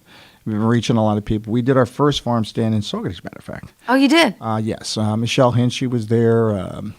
Fred Costello was there. A couple of other legislators was there. But it was the first time that we did one. And when you do one the first time, and I went up there to do it also. I called Spectrum News and got them there too. Great. To see people in need and see how thankful they are when they get stuff. Yes. That's one thing. I want to start and having our board really starting to push to our actual mission. Our actual mission is poverty to prosperity.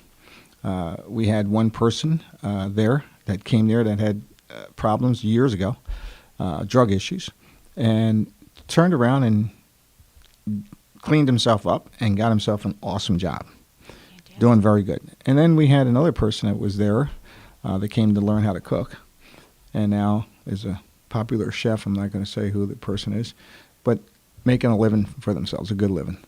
That's our mission. And we need to focus more on trying to take people from poverty to prosperity, because handing out stuff is a noble cause, giving people things. But we have to, the educational piece. It doesn't solve the problem. It alleviates the symptom, but it doesn't get to the root of it. And that was the idea with the Lights On program, too. Instead of just having a place where kids can come and play basketball and baseball and dodgeball and have a good time and run around, you know, expending their energy in a good way.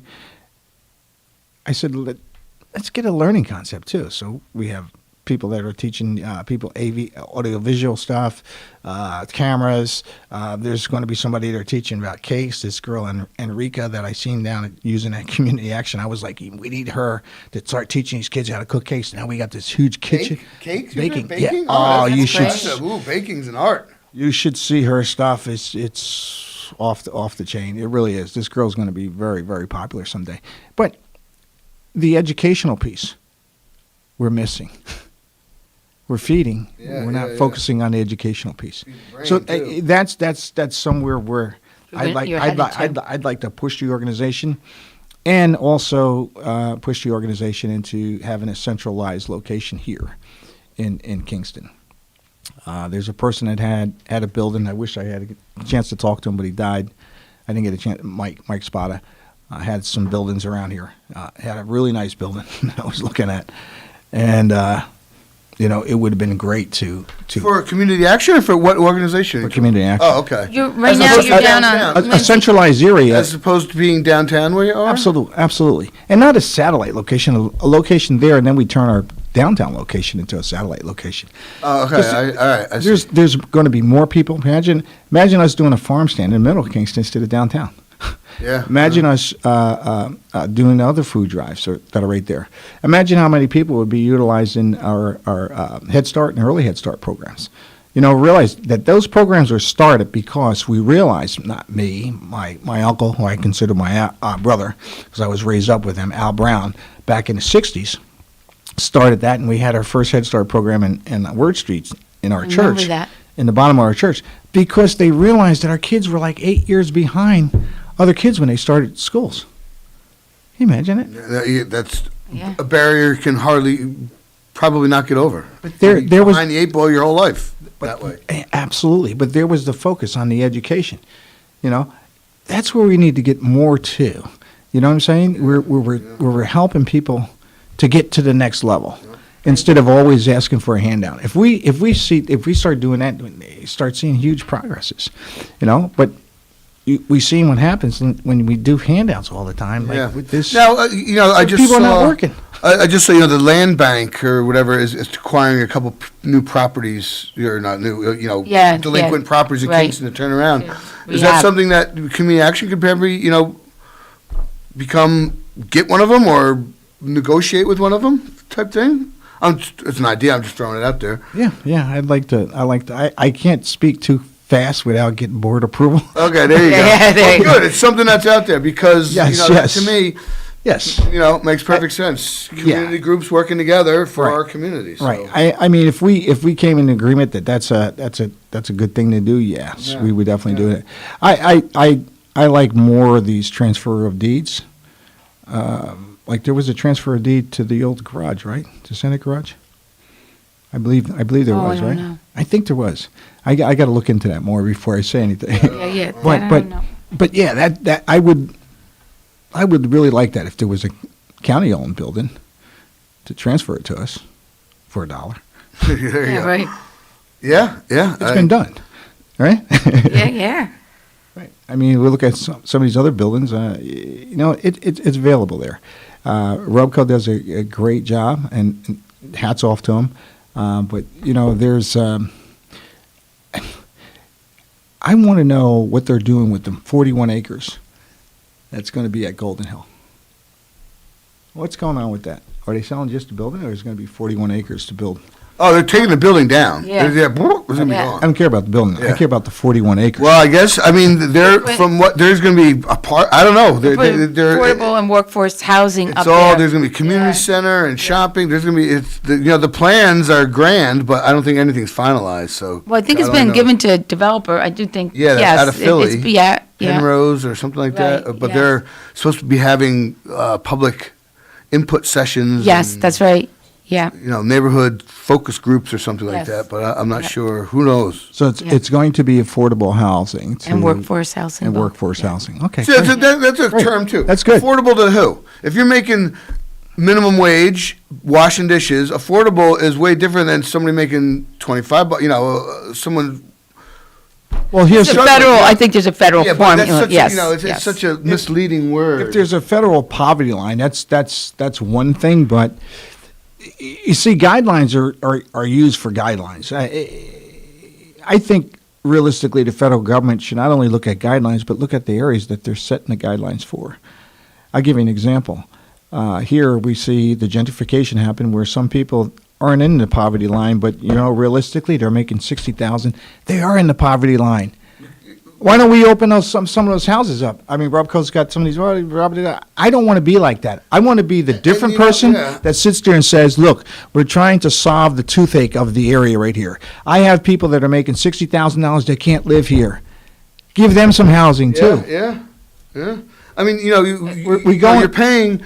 Half your salary is going to your rent, and you've had to buy some predatory lender gave you a crappy used car loan that you're paying, 20% interest on. You got carrying a little bit of credit card debt, and you're trying to feed your kids. That money disappears. It's so affordable housing to me. It's just such a you can make a good living, but be like I said, be forced into a crappy car loan, have some debt, a little student loan you're trying to pay off. Trying to, it's like there's so much stuff that's out there. I tell you, we're not tapping into a lot of the resources that we could, and not shaking the right hands that we should be shaking with. And it's not our fault. It's that we just go along with things, and we say, what's available, what's this property? I gave an example. They asked me to run for town supervisor over in the town of Esopus. Well, I don't have time for that. I'm trying to do other things. I don't want to be pigeonholed. But why aren't they shaking hands with the Bruderhof and saying, hey, look, you got all these tax breaks. Give us these 60 acres right here. You got this, give us the 60 acres and let me put up a place. I want to put up a housing complex or whatever. They got it. It's a lot of land. They got it. Yep. What do you think? What do I think?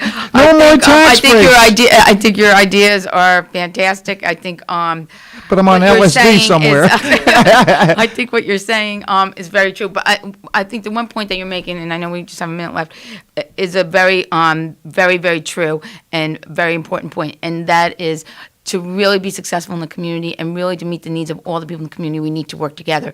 And if that means the Bruderhof and the town boards and the city of Kingston and the county Not-for-profits leaders and the Absolutely. nonprofit all need, and like you're speaking about community action needing a building, and maybe the county, or I'm just using that as an example, where someone has the ability to give that to you. Those are all things that would make for a successful community. Absolutely. And also will allow us to reach out to, like you're talking about, the 60,000 a year person, as opposed to, the person that's making 15,000.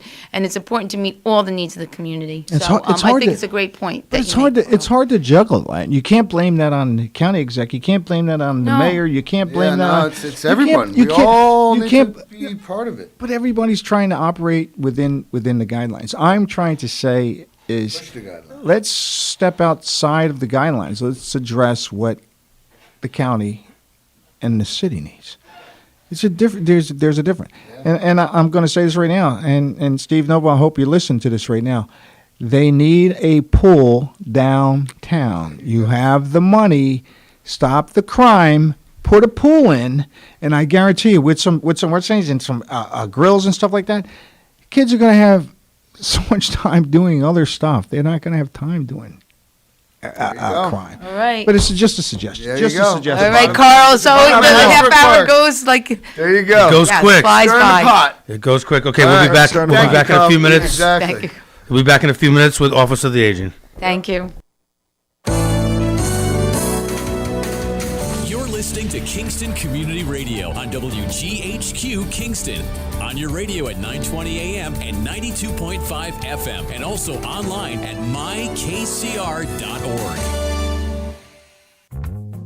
Many medicines used to treat colds and flu contain acetaminophen, a pain reliever and fever reducer found in hundreds of over-the-counter and prescription medicines. But taking too much or more than one medication containing acetaminophen per day can damage your liver. So always read the label and don't take acetaminophen if you drink 3 or more alcoholic drinks every day. To learn more, visit fda.gov/OTC pain info. A message from the U.S. Department of Health and Human Services Food and Drug Administration. There was this one time I went snorkeling in the Caribbean when I was a kid. It really just blew my mind. We saw the most beautiful corals. I remember thinking they were waving at us as they moved with the ocean. And then there were all these amazing fish. I'll never forget it. It completely changed the way I look at the ocean. Most of us have a memory of being in nature we'll never forget. Let's protect the world's natural places so more memories can be made for generations to come. Visit worldwildlife.org. Have you ever experienced a wish come true? For a child battling a critical illness, a wish come true can be a turning point. One song, one dance, one game, one adventure, one moment changes everything. Make-A-Wish needs your support to grant the wish of every eligible child. Visit wish.org now to help grant more life-changing wishes. Together, we can transform lives, one wish at a time. Someone in your town, at your school, or where you work is suffering from Crohn's disease or ulcerative colitis. They're dealing with excruciating pain and days when they can't even get out of bed. Chances are someone you know has Crohn's or colitis. Someone like me. I'm Amy Brenneman, and I'm asking you to support the Crohn's and Colitis Foundation of America to help millions of us cope and to find cures. Visit ccfa.org today to learn more. Help someone you know get back to their lives at ccfa.org.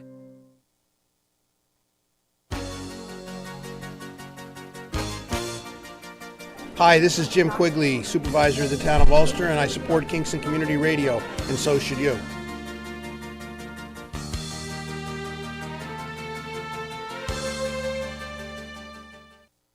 This portion of Kingston Community Radio is brought to you by Ulster Savings Bank. Visit the newest branch conveniently located at the Ulster Commons Plaza in Lake Katrine. Experience the difference that local community banking offers with the convenience of another great location, easy access, plenty of parking, and a 24-hour ATM. Ulster Savings Bank, invested in community, invested in you. Member FDIC. And we're back. We are back. Carl always gets us thinking, That's right. doesn't he, Cameron? He Brings up a lot of great points. Brings up points, Yes. and sometimes, you got to think outside the box. So Yeah, absolutely. That's for sure. That's the only way to solve tough problems is to think outside the box. And Yeah. the world has a lot of tough problems, so. It does. Not So just in this hopefully, normally Sue Copenhaver is supposed to be our guest at this point. So maybe she's stuck in the detour or She whatever. could be. Yes. You know, Who 'cause knows? I imagine that's going to be a boondoggle. Yes, right let's now. talk At about that 8:30, again. You know, so yeah. Yes, remind people. Yeah, that's a the good idea, traffic Nina. circle's closed. Yes, so if you're coming from Albany Avenue towards Uptown Kingston, you have to go out Chandler Drive and come back in to come to Uptown Kingston. So there is a little bit of a detour there, and Cameron is probably right. Between the 8 and 9 o'clock hour, you definitely will probably hit some traffic and have a delay in getting to work. And then, what you were saying, coming from Uptown, if you're going down Broadway. No, if you're coming up Broadway and you're trying to make a left, like to go to where the Governor Clinton is, so a left onto Albany Avenue, you can't make that left. Okay. You have to go all the way out to Colonel Chandler, and then get on the traffic Well, they're circle probably paving there, and come in you know? Washington Avenue that way. Yeah. So the bottom line is you cannot get from anywhere on Broadway or Albany Avenue to Uptown Kingston without going out Chandler Drive. I think they were paving all night because they had those. There was a sign they up were that said paving, paving yes. 5:10 to 5:11, Yes. and they had all those light trucks Yes. set up yesterday afternoon when I came home. Not trucks, the light stand. The little Right. things, construction light things. So I think they might have been paving all night. So Yeah, so beware. Yeah. Yes, right? Yeah, that'll be nice when that's finished. Yes. Because then hopefully they can get to paving the rest of the city. There's Some- some there's Maiden Lane is really bad. Pine Street by St. James right there is pretty bad. Yeah, there's a lot of Yeah, bad there is. streets. I'm sure they'll get to it. I mean, the stuff is just opened up now. Was that the door? Did you just hear the door? I heard the door. That's So I probably hope it's. Carl. I think that was Carl dropping your thing off. I was going to, so Sue has sent us the newsletter. Oh, okay. Yes, every month, which is great. And I was just going to log on to my email, and we could at least talk a little bit of the some of the things that are in the Office of the Aging newsletter, in case Sue, for whatever reason, does not make it in or does not call in, because there is so many things going on at the Office of the Aging that keeps us, keeps seniors insurance stuff, informed tax and- stuff. Yes. Now tax was extended, right? Is that Yes, extended? May 15th, I think, right? A Yes. month they bumped it out. So yeah, there's still time. A couple days. Yes. I already spent my return. Have you? I did my part to keep the economy rolling. All right, that's good. They That's like you to right. put it back into. I did. But that Yes. stimulus check, I bought some furniture for my back porch. Oh yeah, is that where that came from? Yeah, that is nice. That back porch my furniture. stimulus check. I spent it Yeah. at Home Depot. And it makes that porch look bigger now because that table's been there since. Yeah, I hated that since stupid I've. table. Yeah, that table's been there for like 15 That years. was that was a cafeteria table from the old Rylands Printing when we Really? moved from Salk Hill Road to IBM. Yeah. Oh, you repurposed it and yeah, look at it, I it gave kept you a it. lot Had of it, years. Had it and- since then. It's been on Yeah. my back porch forever.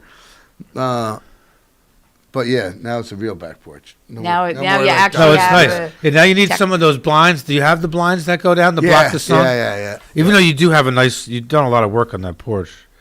You got a lot of paint up ahead, right, Cam? You're doing your front porch. You're doing your back porch. I got it also, yes. He doesn't want to talk about it. Wrought iron railings. Ugh, those are the Well, you worst. got two yeah. people living there with you. Put them to work. That's right. Yeah, good luck with that. Yeah, my son sells paint and doesn't paint. Go figure. Smart young man. You can always get a deal on some Benjamin Moore or That's right. The family discount. The tailor's suits are all ripped and tattered. Right. He's fixing everybody else's, not his own. That's funny. So I'm trying to pull up the newsletter, but and it's just taking a little while.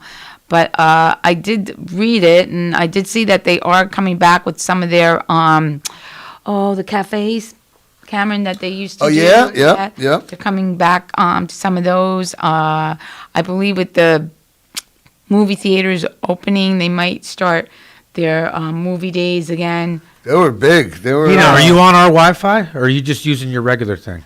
I probably was using my regular thing. Well, here, do you want the Wi-Fi? It's Giants. I'm sorry. Yep. It should come up KCR 920 under the Wi-Fi. Okay. See if it's in there. Okay. Because the thing is right there on top. Yeah, but now that theaters are allowed to be opened, and generally seniors have been very proactive in getting vaccinated. Yes, they're the biggest group Yeah, Yeah. I don't see why. Well, now you can get. Now it's Pfizer said if you're 12 and up, you can get it, right? Yeah, it's coming soon or whatever. Yeah. I think people got scared. I'm not saying this is a fact. This is my opinion. When they put a pause on the Johnson and Johnson thing, people just you notice like not as many people were freaked out. Yeah, they're turning. Several states are turning away vaccines because they don't know if they're going to be able to give them out. Less I people. told you she'd be here. There you go. There you are. You got the detour. You stuck in traffic? Gee, you think? Yeah, we hypothesized that. So. We did. We were trying to pull up Broadway your is the newsletter. quickest way, the most direct way here, but now it's the slowest. Yes. Oh my God. Sorry. Yeah, because you had to No, go out. we all experienced that this morning. Yeah. Just. Oops. Well, anyhow, take a swig. Relax. How are you? We're good. We're Welcome. trying to pull up your newsletter. I was saying how you send us the newsletter every month, which is fantastic, and we love it. And so we were going to pull it up, but now that you're here, that's even better. I am the newsletter. You are the newsletter. There you go. There you go. But we were just talking about some things that may be restarting, but like the movies, like Yes, so vaccinations and theaters. All right. So the plans are, though I haven't been approved yet. I don't know when the county's gonna kind of open, but I know that Governor Cuomo had opened a lot of things as of the 19th, right? That's in like next May 19th. Yeah, that's the. And I'm hoping that the county kind of follows suit. But I sent a note yesterday, I said, here's what we want to do. You know, we're ready to take people in. We've got shields, we've got our protocols, we have, most of the meetings have been on the phone or virtual, legal, high cap, MIPA, all the things that we've kind of talked about here. They've been going on, all year, just in lesser numbers, which is too bad. But we are still meeting people. Now we want to, it's easier for those types of things to be done in person, personally, I think for the seniors as well and for the workers. But I'd love to open that up. We have space for people to go if they feel uncomfortable in an office. We have the senior hub is all ready for that. It's been ready. We want to get a hold of Rosendale Theater because we do have a contract with them. Every year we have a contract with them to show 6 movies. And we pay for the movies, depending on the movies, interestingly enough, or how popular they are. Oh, yeah. You have to pay like a royalty, right? Right. Yeah. They got to pay. Yeah, we have to pay. No, if you even show a movie in your neighborhood, you're supposed to be paying royalty. Yeah. I didn't know any of this. So anyway, but the movies that we show aren't like first run Star Wars. They're not anything like that. They tend to be the older movies. Classics. Right. Yeah. Right.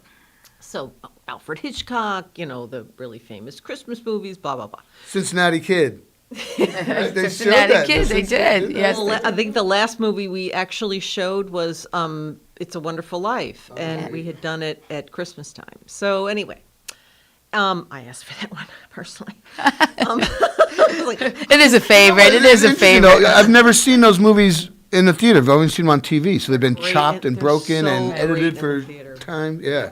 There's no commercials. Yeah. Rosendale Theater is this wonderful old theater with a neat little sweet shop and popcorn and everything. So we do want to start them up, and we're considering starting them in like October so we could hit the holiday season. I think we can do that. I think that will be doable. Two of the biggest things I wanted to say, though, today was a couple of weeks ago, I guess we got a note from New York State saying, here's your percentages as of now.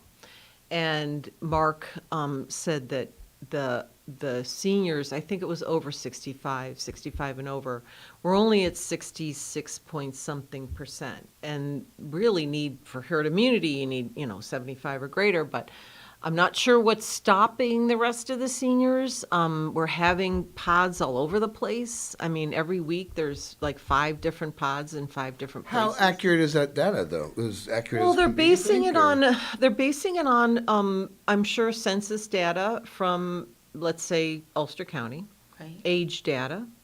I don't know how recent it is because the census was just, formed, and I did work for the census. I might have mentioned that to you once over the summer for a month, and it was one of the hardest jobs I ever had.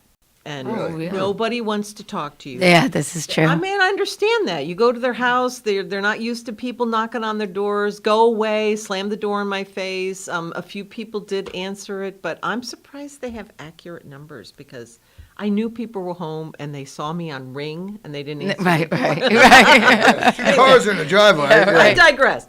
So I'm not sure how accurate the numbers are, but we have everybody who's been vaccinated is in a database. Oh, that's fantastic. That's Everybody. great.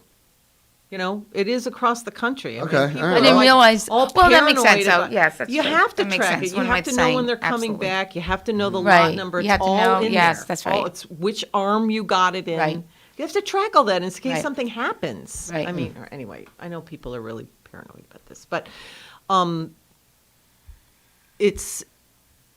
they need to get the seniors need to get it. Everybody needs to get it, but I'm just wondering why the seniors aren't coming out in. I think the big wave stopped, and now we're at the hesitancy point that everybody talks about. Transportation issues, religious things, who knows? I don't know about the religious thing, but it could Everybody be. got It the could polio. be that- Everybody got a polio vaccine, so Transportation wise, I mean, the county has offered. County has yes, offered free transportation to Right. Best Buy, so that's not an issue unless you can't get on the bus. Call our office 340-3456, and we will try to work out something. I know there's a couple people who've been driving folks to the sites, to the pods, but we are trying to put them in different parts of the country. The county. I know there's one in Shamgung. Is that how you pronounce it? There was one in Shandaken last week. There's always one in city of Kingston here and there. There's always a couple at Best Buy. Newports. Yeah, they're all over the place. Wallkill, Ellenville. So it's not for lack of trying. And then we get these small crowds, like 400 or 500 instead of thousands of people. Right. I think Pat was on the radio and said something about us. We're at about 54% of this county who have been vaccinated. It's not too bad, but it needs to be better. So call our office if there's issues. I also heard yesterday that homebound vaccines are being offered in the home, all 3 vaccines instead of just Johnson & Johnson, and people call the hotline for it now. Instead of our office, Oh, that's everybody, great. whoever is homebound, it doesn't matter how old you are. If you're disabled and you can't get out of the house, you are homebound. And what's the hotline number? It's 443-8888. And the Easy to remember. Resource Service Center will take your name and number and address and figure out a way for the Department of Health to get you. Obviously, that's a much slower process. You got to go from house to house. There has to be 2 people there. They give you the shot. They wait for 15 minutes to make sure nothing happens to you. yeah. Then, I was gonna say they could pump them out quick, but you got to wait. wait. Yes. And then you go on to the next house. So they're regionalizing the shots as they go, which makes a lot of sense. We're going to Saugerties I got 5 people in Saugerties. I got 4 people in Kingston, 9 people. Not going to make a whole lot of blips on your radar. Well, all right, so here's the thing. Jill Short, dear friend of mine, she lives in one of the Birch's things. Okay. And she comes to pretty much all of our Elks dinners on Monday nights and gets 6, 8, 10 dinners because she's one of the only women or one of the only residents, it's all women, on her floor that drives. And she brings back the dinners for Very everyone. nice. That could be, that reluctance to travel, has anyone thought about going to Birch's? Let's bring the van. We'll set up in the parking lot. I think there has been Golden several. Hill Yep. Oh, Golden Hill's a Washington nursing home. Avenue, or They've done the nursing homes. The nursing okay, homes all are right, done. all right. Yeah, that was done. Remember, that was a whole big thing. But not the Gables, Seven Gables or wherever Gables, out there. Seven Greens. Yes, yeah. Yes, I have asked that happens. At this point, going There's to the just people, clusters of, going Yeah, to there the is. clusters of people, going Glasgow. going Main Street in Glasgow, or the housing development in Glasgow Park right at Bishop's Gate. It's a big housing development right there. It's that's concentrated. been part of our suggestions. Pockets of Migrant workers in the field. We're starting to plant things. We're starting the in the Hurley, the migrant camps in Hurley, yeah. They're not going to come. No. A lot of them don't speak English. Yeah, they don't want nothing to do. Spanish-speaking people to help them, even if it's a Johnson & Johnson shot, they have some kind of protection. And they're transient for the most part. They're picking, they're moving north. Together, it's a perfect situation for perfect storm. Yeah, right? yeah. Yes. So, even though I'm not, part of the planning discussions, I am part of there's a vaccine coalition that goes on every other Thursday, which has members of the community, members of the educational community, trying to get everybody involved to say, what more can we do to get this going in parts of the community? Whether you're seniors, I mean, obviously I represent the seniors, but disabled people, people of color, people who don't have access to the internet. You can just walk into any of these centers now anyway. So they've loosened all that up anyway. I don't mean to talk about vaccines so much, and I'm sure other people have. But the other thing I wanted to say about OFA was we are trying to open up. We have a plan to open up our congregate sites. I have also sent Senior that centers throughout the county? No, the congregate eating. We call them the cafes, right? Oh, yeah, the cafe. Okay, community yeah. Cafes, Community right? cafes, I should have used the right I remember that words. term. But trying to do it slowly, I know that some of the seniors really want to come back and eat together. And some of the sites are much easier to do than others. Ellenville, for instance, is a county-owned site, but it's small. The room is really small, and a lot of people go to that site. So we might have to do 2 shifts, one at 11:30, one at 11 or 12 or something like that.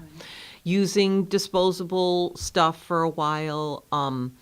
The senior hub is easy. Rosendale is easy. Saugerties is smaller. New Paltz is pretty big. Those are the things that we laid it all out with Gateway. This is how we can get this done. They need to get staff in there because, unfortunately, they laid off all the site managers when there was no more congregate sites for the last year. So hopefully they can come back. Yes. So when they get the staffing in place, maybe we can go forward with this. The other things that we're doing, just a couple dates to keep in mind. The 24th of June will be a birthday bingo game outside at Robert Post Park for the seniors, and it'll be like after lunch. And then June 21st, we want to have a small volunteer kind of picnic. Did you guys have a senior of the year? Or yes, last year. June? Yeah, It was a summer picnic. It was all, yes, we used to. Last year we didn't. It was all virtual. I don't know how you did that. But last year was like a lost year. It was a lost year. It was. And then we do it every year. We have like an application. People send in their nominations, and we read them, and we have a little committee that kind of looks at them.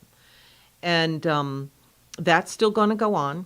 And then we're trying to plan 2 barbecue picnics in the summer outside at 2 different parks. Oh, so good. we're looking at Robert Post and maybe, I don't know, Ellenville or Wallkill or something like that. Yeah, so we are trying to get folks back into the swing of things and get them outside and at least gathered together. We can't ask if you're vaccinated. I was going to ask you that. You cannot ask that. Okay. I'm not going to, Right. But I assume that people will wear their masks and be respectful. That's just a HIPAA thing about? It's not really my business. I mean, it's not. We're not allowed to, really. I mean, we're not a private organization that, like the Yankees, that's the only way my son would get vaccinated. Is like, well, that's what I was going to say. Stadiums won't let you in without a vaccination. Yeah, well, I know people. It is a way to encourage people. Jets fans are like, Mets too. They're all asking for it, and Yes. I have a feeling a lot of the private agencies are going to do that. So, what if the planes ask you? Right. What if the airlines ask you? It is a way to encourage people to get vaccinated. Unfortunately, a plane's a private company. I mean, you don't have to. You don't have to fly United. Right. So Right, you don't. right. You want to fly United? Show me your thing. So. Exactly right. Yes. Yeah. Well, he doesn't want to get the swab. So it's like, okay, so you'd rather get the shot. So I arranged for it. Go for it. I never got tested. I got a shot, and I was never tested for, COVID. No, he had it. I said, what are you going to do? Bring your, antibody Yeah, results right. to wherever you're going? No, Yeah, that's not going to work. No. So anyway. So that's good in a way. I Now, guess. tax season's still going on, or you're still Not really? really. I think taxes are due the 17th, aren't Yeah, they? around the That's corner. like a month from or a week from yesterday. Yes. Yeah. So no, that's pretty much done. wound down. We had helpers this year. We had a lot of help from, we had our own people from AARP that was done, the volunteers. They only took past clients. United Way helped a lot. And also the business school at SUNY New Paltz did, that's great. did taxes for folks. Oh, really? The That's problem cool. with that was for some of the seniors is that you had to have email. They had to be able to send things back and forth through email. So we were able to help people with that. So that helped too. Ooh, sorry. Ouch. So that's done. And the summer will be, let's see, next month is June, right? So starting in July, I think, we hand out the farmers market coupons. That's coming up again. Yes, And they hopefully just we'll opened. be able to visit some of the markets and people will be able to come into the office again and we'll be able to get rid of all of our coupons. Last year we had some left over because we just didn't, it's usually when people come into the office, they drive by, they drop by, they pick them up, they go, Right. that we were able to get rid of them. So we don't want to have any left over. So that's coming up. Yeah, those are from the state, right? Yeah. Yeah. Yeah, $20 worth of coupons at any of the farmers Yeah. markets that are participating. Not all of them do, but as the year went on, as the summer went on, more and more people were asked. Like, for instance, Seed Song, that new place, and I don't know how new it is, but it's like they think it's a co-op. I think it is too. Right? Yes. It's a co-op. Yeah, I believe And it is. I sat at a table one night when they were having like a give where the people would come and they would get their share. You know, that's what they Oh, do yeah, every yeah. week, whatever's open. It's a great idea. Vassar does it too. I live right near Vassar College, and they have a huge farm back there with a huge co-op. So you get just these Yeah, that's cool. boxes Yeah, of yeah, food, from there. CSA, Community Supported Agriculture. Thank Yeah, you. yeah. Okay. Yeah, my mom's got one. Oh, and she does, yeah. So anyway, that I went there, and What you the hell know you do with they a were fennel one of them. bulb? What do you want this for? People eat fennel. Yeah, yeah, but I mean, you get obscure stuff you never bought, I know, which is right? cool. Which is you great. get your It's like, box oh, of what stuff. do I you do know. with this? And It's like what is it? Fresh beets. It's like, fresh Oh, beets. I You know, yeah. It's Yeah, I like, do huh. too. I'm sorry, I didn't mean to cut you off. I've But the been CSA is rambling. great, you know. Yeah. So anyway, they were one of the people who, you know, you could use that there, and they signed up, and I think Which is the good Kingston because they're out. one- There's a lot of seniors out town most of there. It's close Yup. to them. And the one in right near the Old Dutch Church. There's one on Saturdays in Yeah. the city. Oh, they signed on too? Oh yeah, they've always. Oh, been good, 'cause that's a big one. There was Yeah, even there's, like, hustling 4 in the or rain 5 the of other them. day. Yeah. So we let people know. We give them a sheet. Everything's in English and Spanish. You have to sign for it, a test that you're over whatever 60 and that you have an income of less than this or that. And that's all it is, really. That's great, though. Yeah, and it really encourages people to go to the farmers markets. Fresh stuff. All you Yes. can get is fruits and vegetables. There's no other stuff with it, so it's not a lot of money, but it's something to help. Yeah. And it's a social. It gets you out. It's a Yeah, right. Gets you out, gets you to see the markets, you know, gets Steps in. customers there. Get your steps in. I had one of those for like a month and it drove me nuts. Beeped at me all day. And Get up, come on, man. No. Those steps. Yay, you did put it on your dog for a while. Put it on your dog's collar for a while. And it's like, oh, wow, you're doing great. No, thanks. I gotta get rid of this. I'm trying to think of what else was current. Are we out of time yet? Not No, yet. we're good. Got another Okay. minute or so. Another minute. I talked to all the program's fine. We're still doing online teaching. So there's been some educational programs 3 or 4 a month, usually a cooking program and a few educational ones. Tai Chi is going on outside. Can't sign up right now, but you could sign up for the next round. And Where do you do the Tai Chi? Tai Chi is at Robert Post Park. Okay. Under the pavilion there? Under the pavilion, and also we're doing a second one lower south in town of New Paltz. Oh, the nice. New Paltz, there's a rec center there. Yes, yep. There too. So we have 2 Tai Chi teachers That's who are cool. handling that. Nice. Yeah. So those are going on, and those were all filled up. People were nice very interested. outside That's an evidence-based program, by the way. We have several, and if I can just put a plug in for that. Yeah, mhm. Evidence-based programs are programs for, usually for exercise or for like case management that show, have proven, gone through a scientific method to prove that they're helpful. Like Tai Chi for arthritis, helps Sure. with your balance, it helps with your flexibility. Absolutely. I don't know if you've ever done Tai Chi, but it's a very cool thing to do. especially the music. It's like Beautiful, yeah. It's wonderful.